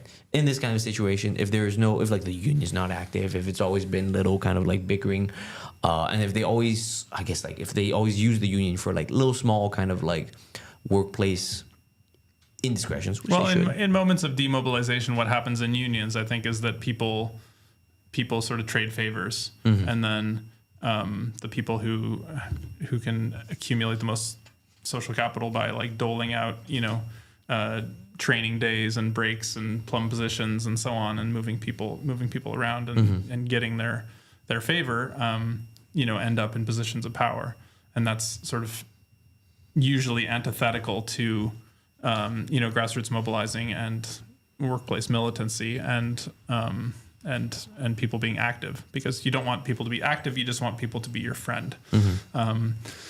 So, in a nutshell, that's the sort of social dynamic I think that exists in those workplaces. And then you have to get around that, obviously you need a critical mass of activity and to turn the tide. And those people don't like to have their position threatened because it has privileges attached to it. Of course. And so it's a fight.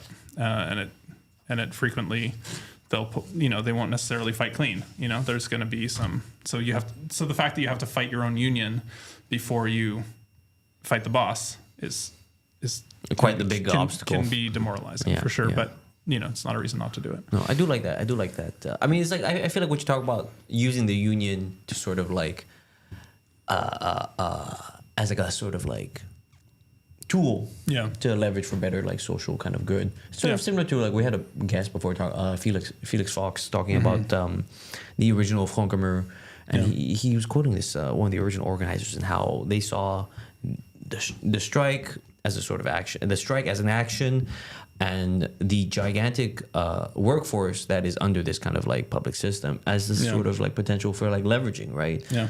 For improvements in this kind of system. I feel like at least we see that on like maybe on the teachers, like on the front for the teachers. I feel like I have not seen that as much for nurses as well. Like I think, you know what I mean? Like I feel like the gains, at least in this sort of like recent round of strikes, seems like it feels like the wins are much more for the teachers than they were for the nurses, or maybe not just the nurses, but like rather than like a healthcare system at large. It's kind of interesting that mobilization didn't quite happen. I mean, teachers are in a good position because they have relationships with the community, through the kids. People care about their kids. People care about, hospitals is more fleeting, like True. The people who are in hospitals are, not always, but frequently not in a great state to be part of a political movement. They're vulnerable. They're sick. They're, needing care. And so, the relationship that people have tends, the people who are mobilized around hospitals are the people who have like have chronic conditions or need constant, need ongoing care, stuff like that. And which is of course a minority of the people who are interacting with hospitals. One hopes at least that the people who are going to hospitals are getting better and then going home and doing their thing. The organic level of political support is different and potentially harder to mobilize. Not impossible, but also, just nurses are the level of like burnout track that they're on just seems extreme at the moment. Of course. It's hard to mobilize from that kind of sort of place. Yeah. And doctors are being, I think Quebec's like the second highest doctor salary in Canada. So they're doing okay. And I think that was an explicit decision by Gaétan Barrette under the previous Liberal government to sort of separate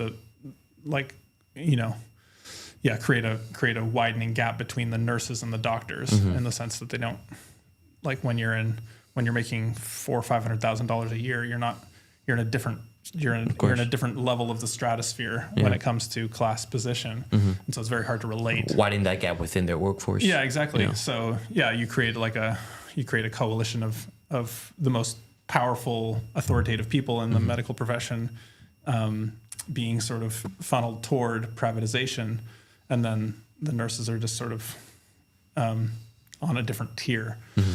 And you do have you do have exceptions to that, countercurrents, like the Médecins Québécois pour la Régime Publique, who are like, doctors who are for the public system.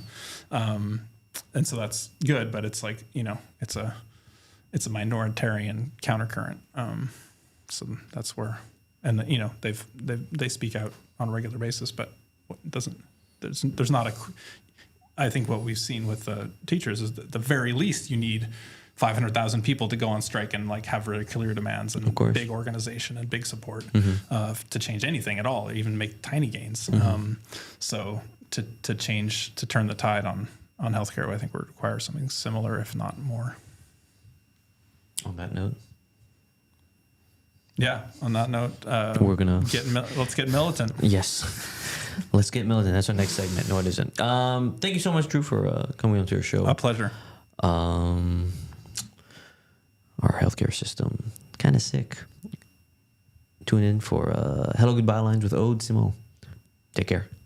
Welcome back to Metropolis. Today we have Aude Simon for our segment Hello Good Bylines. You thought it was funny that I said your name in my entire name, yeah. It's okay. Of course, we're professionals. Aude, you're a journalist here at CUTV. What do you have for us today on Hello Good Bylines? What's a story that you've been kind of following? I'd say a story that I've been following is the issue of missing murdered Indigenous women, girls, Two-Spirit, and trans people here in Montreal. But more specifically in relation to the newest place that Resilience Montreal is trying to open. So last December, I was on the show and we discussed the issue of funding for Resilience Montreal and how they were looking to have a fundraiser so they could remain open.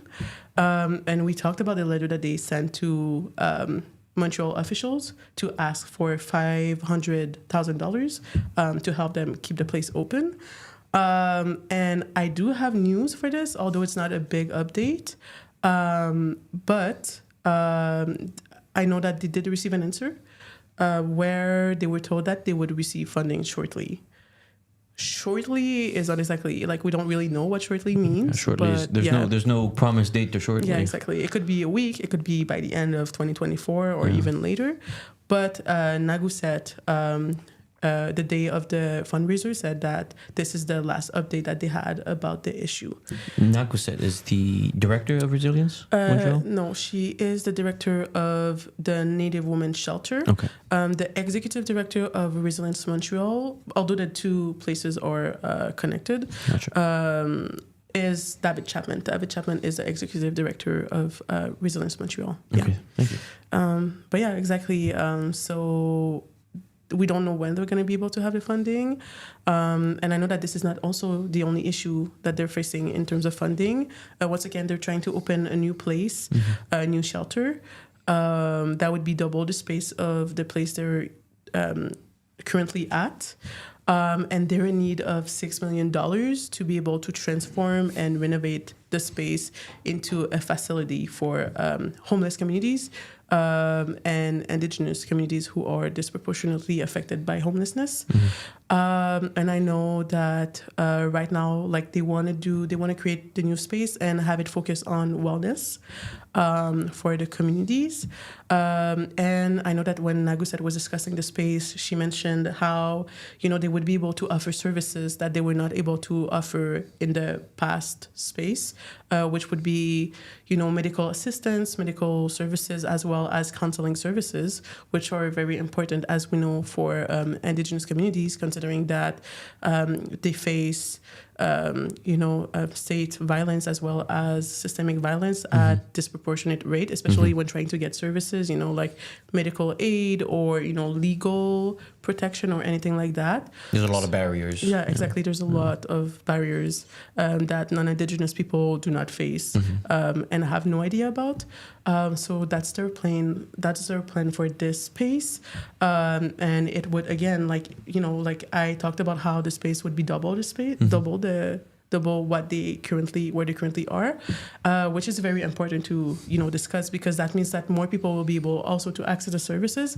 It's not just better services; it's also more space for people and more members of the community that could be able to profit off of those, services. Increasing their capacity, I guess, to offer these kinds of services. Exactly. Because as we know, sorry, my bad. Indigenous women are once again facing violence at a very increased rate here in Montreal, especially in Cabot Square. And as I mentioned in the letter, as at the same time as they asked for funding, they also discussed the violence that Indigenous women, girls, Two-Spirit, and trans people face in Montreal. And I know that between August 2023 and November 2023, the Iskweu project was able to get statistics on how many cases happened and how many people were found themselves facing violence. And we do have the information, and we can put it on screen, and I'll also read it. But they noticed that there was a steady increase of violence against Indigenous women at Cabot Square.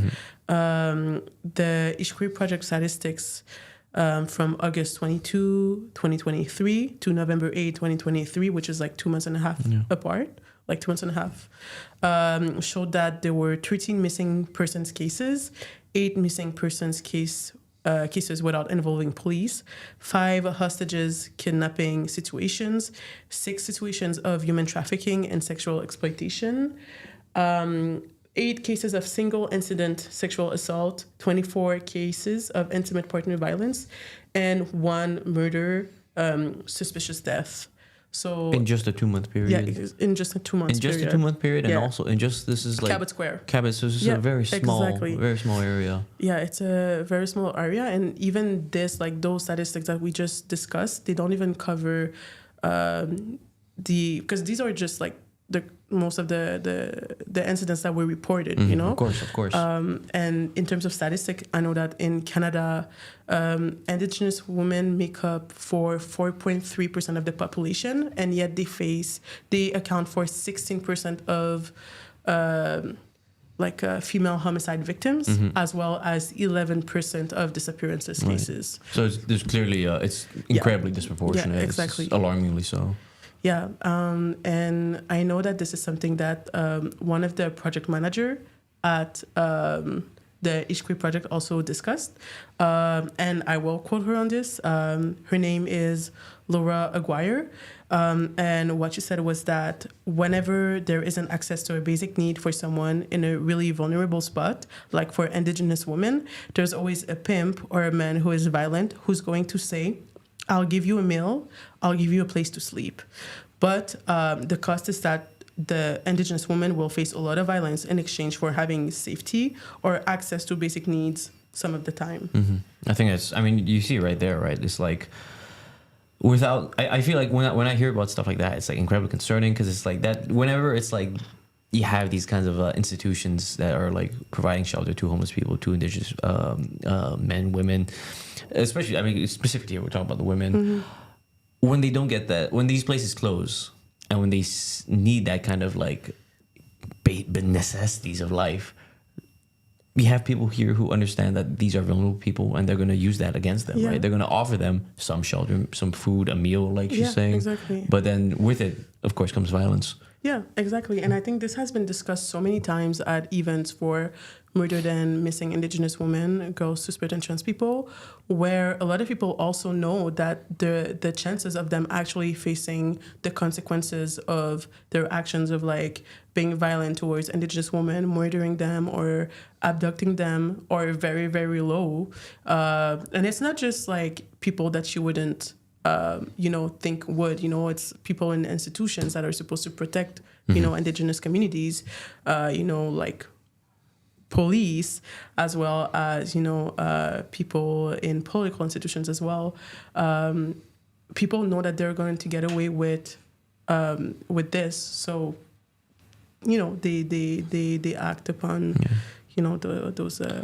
Yeah. They know that there's a sort of a gap in whatever kind of like justice that they can sort of put themselves there, and they can kind of be unpunished, or that they know justice won't kind of come for them so soon, so soon or quick. Yeah, I know that I had an interview with Jessica Kijano a few years ago, and this is exactly what we talked about, is that, for example, police being able to get away with, being violent towards Indigenous women because Indigenous women will not have anyone to go to except their own community, because, you can go to, if the police is like, violenting you, you can go towards police and say like, this person did that to me, because, they won't believe you. Like, it's your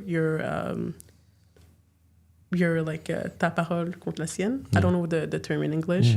Sorry, I apologize for that. That's fine. But yeah, and that's exactly a lot of the things that are happening to women of the Indigenous community.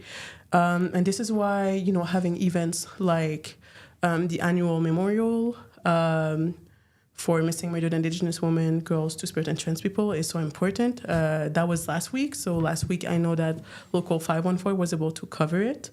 But it's not the only event that happens annually. There's also May 5th, which is the National Day of Awareness for missing, murdered Indigenous women, girls, Two-Spirit, and trans people. And there is also October 4th, which is the National Day of Action. And we've covered both events. We also have a few clips that we can show about this. But yeah, we were able to cover both events in October and this February. Let's check out the clips of these dates, these commemorative dates. If I ever go missing, I didn't go freely. I love my children too much to leave them. If I ever go missing, find me, find my body, and give my children peace. I'm here at a march being held in honor of murdered and missing Indigenous women, girls, Two-Spirit, and trans people, of whom more than 4,000 have been reported murdered or missing over the last 30 years.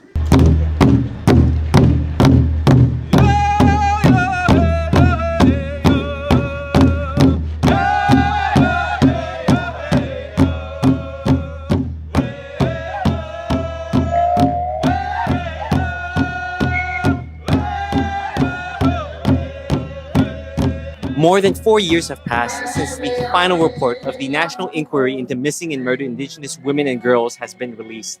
Only 2 of the calls have been completed, and organizers are saying it is desperately needed to finish the rest. I testified, and one thing I testified was, I remember saying that violence, it's everywhere we go, it's everywhere we gather, and it's even where we were conceived. And so if we think about that, that is the enemy, that we have become so used to violence. How are we going to give violence, a good fight? And I think that's breaking the silence. So if we think about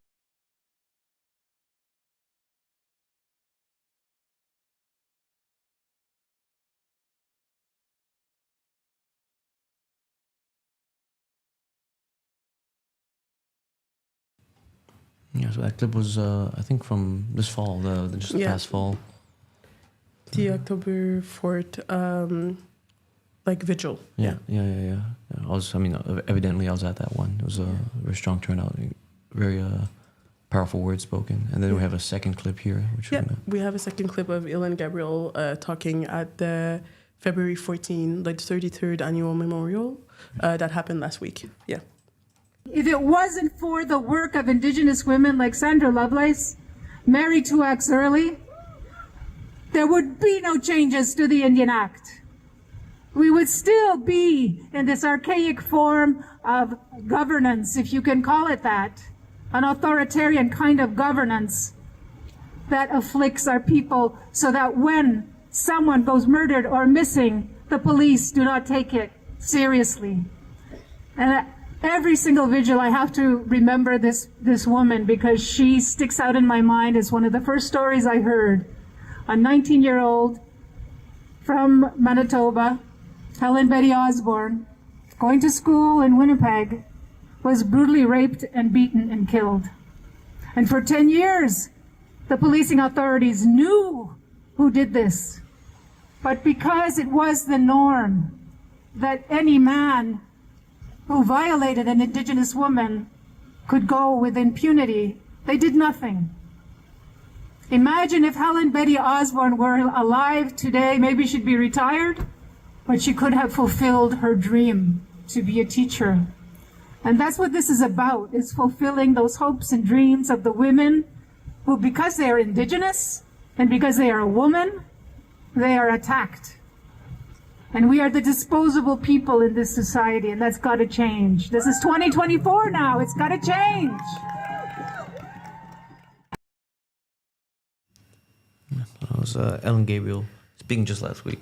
Yeah, exactly. And even I think something that's important to talk about regarding both speeches that we've heard is that the spaces of those vigils and those marches are used to basically warn people that they would never go missing, they would never abandon their family, or that they have the right to grow older and have daughters of their own and become grandparents and all of this. That like if they go, like they have to tell the public that if I go missing, this is not because I went away like someone would tell you. I wanted to stay, and my life was cut short, and I was abducted. And this is again what's important. Like those spaces or those events are there to give a space to people to come forward with their stories, family members, and also people who personally have experience being abducted and have faced violence. But it's also a way to raise awareness to what is happening, because this is a national crisis. This is a crisis, and people don't talk about it as such when it actually is.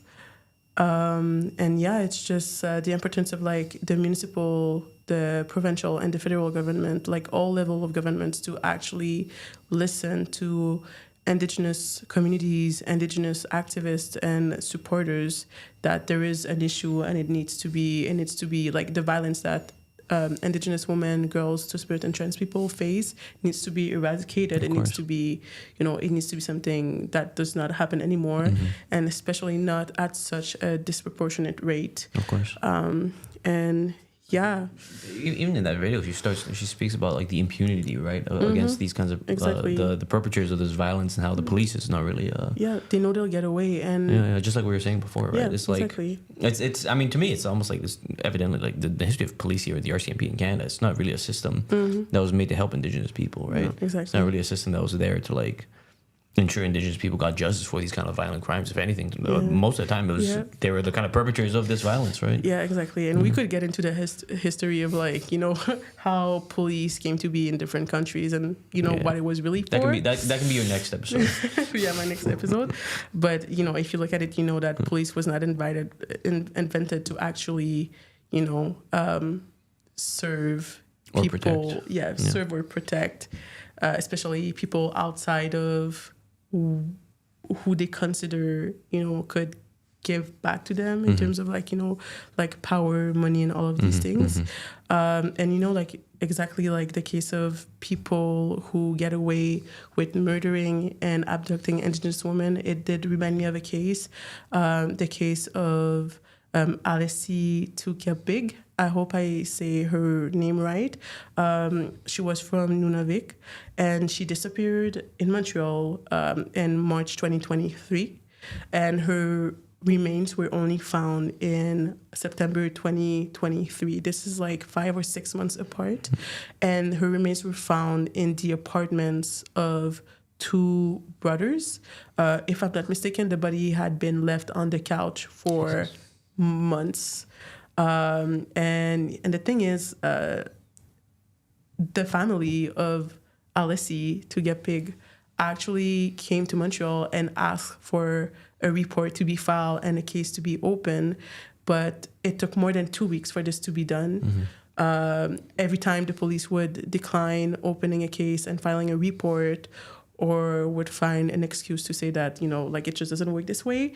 They even said that they didn't think that Alessi was in imminent danger, which obviously she was, which again is why the case was not open right away. 2 weeks is usually to tell you, I think it's 24 hours. And even then, a lot of people get help before 24 hours.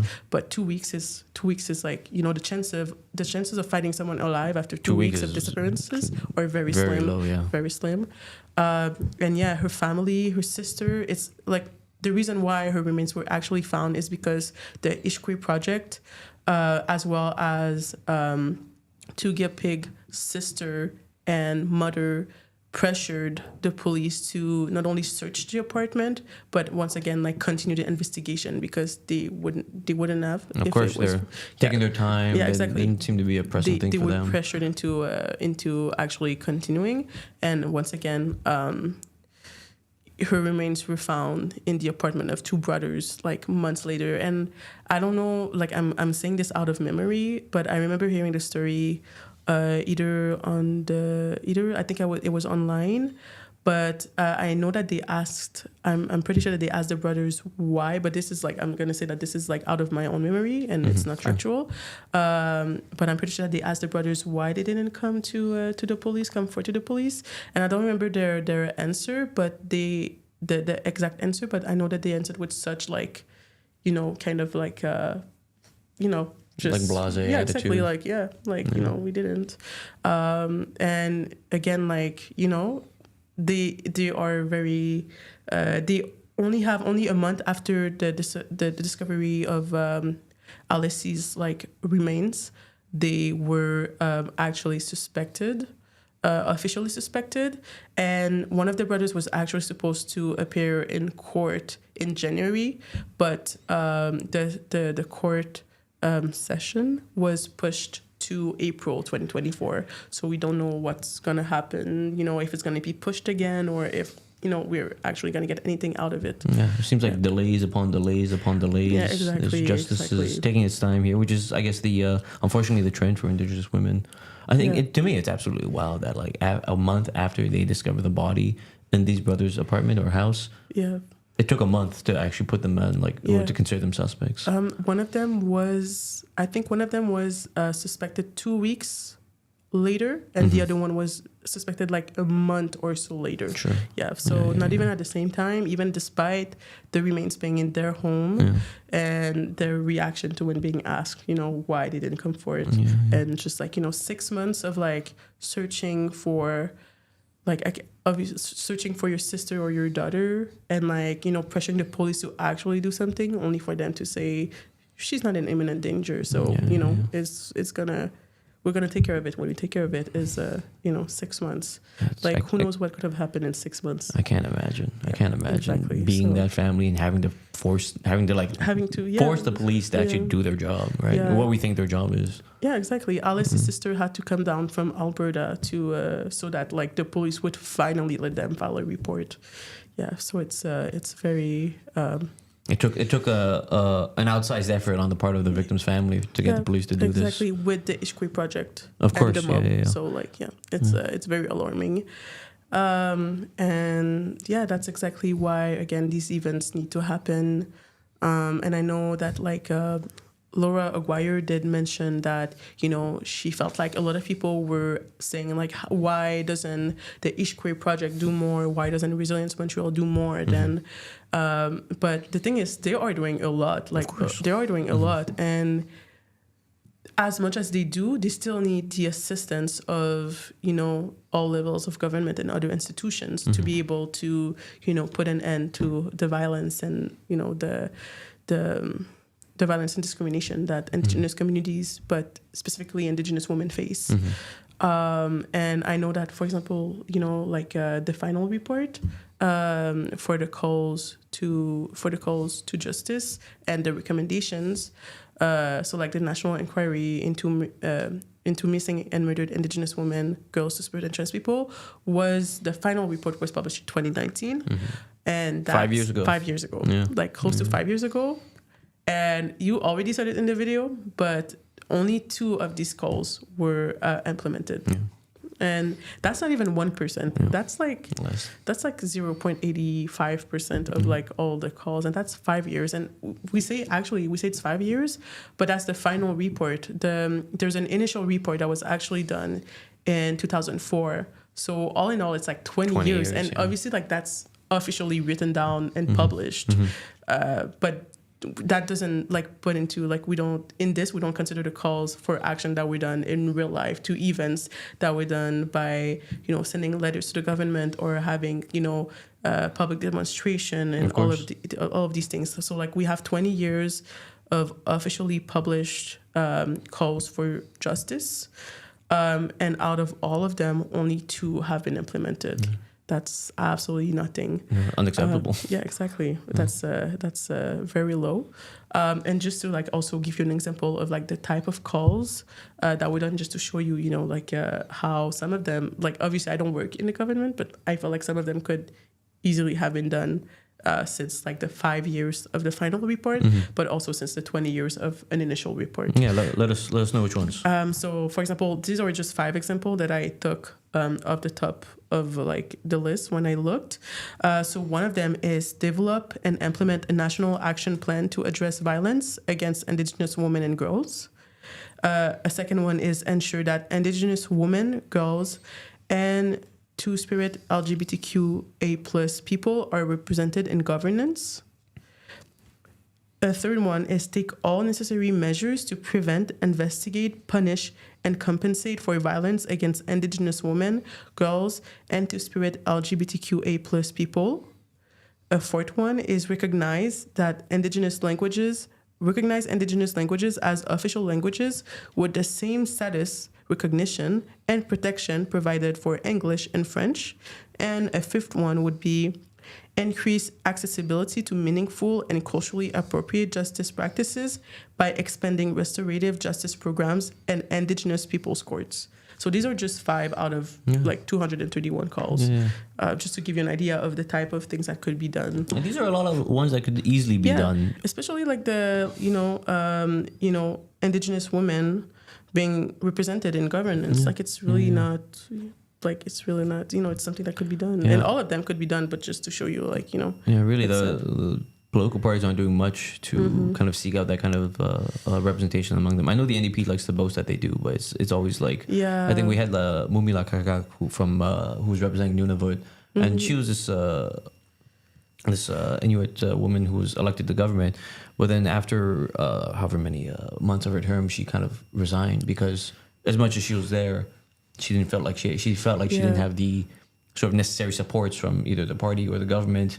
I think she talked a lot about how, as she's in the House of Commons as an MP, an MP of a federal MP, security would ask her questions about, and they would kind of doubt whether or not she should be there, right? And it to me, all this stuff, including the police stuff, kind of shows that these systems of power we have, they're not really they're not at all built for Indigenous people, and they're not really built to receive them. And any efforts that could even reform them to the point of having to kind of even moving towards these kinds of calls, it seems like they're not really being taken seriously. They're not really being put into actions. A lot of these, you chose this very. I've worked in government, and they throw a lot of money around. They put a lot of effort into organizing a lot of somewhat useless things. That effort could easily go into inputting some of these. A lot of these are just high level kind of initiatives that I know the government has the capacity to do, and they don't do it. So it's clearly not on a priority for them. No, exactly. A lot of people say that they don't listen, but I don't think that it's that they don't listen. It's that they don't they don't care. Yeah. They honestly don't care. And it's like, Hélène Gabriel mentioned this at the event last week at the annual Memorial March, saying that, you know, like they are expected to, you know, go by Canadian law, but Canadian law doesn't do anything for Indigenous people and or in no way connected or adapt to Indigenous law. It's really not for you know, it's not, there's no support system for Indigenous people through Canadian law. It wasn't really meant for them. No, it wasn't, and it's, you know, we could go into this more, but a lot of laws also are made to,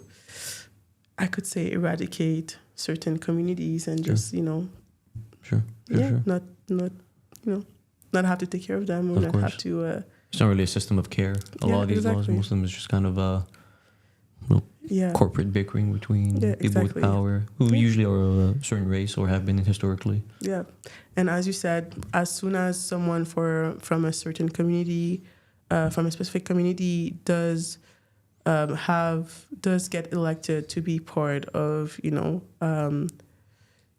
these kind of power structures, power structures, they don't get the support needed to be you know, to be able to make the change that the let's say like the political party was so happy to discuss during their campaign, you know.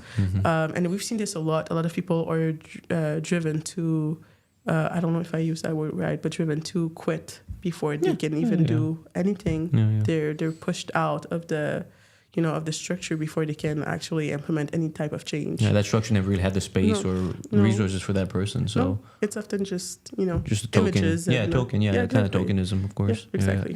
Incredibly frustrating. Yeah, that's exactly. Yeah. Thank you so much, Aude, for bringing this forward. I think this is an incredibly important topic. I'm happy you have eyes on this, and I'm happy you're bringing it to Metropolis to report on. My pleasure. Thank you for having me. Of course. That's all for today's episode, folks. I hope it was informative. See you next week.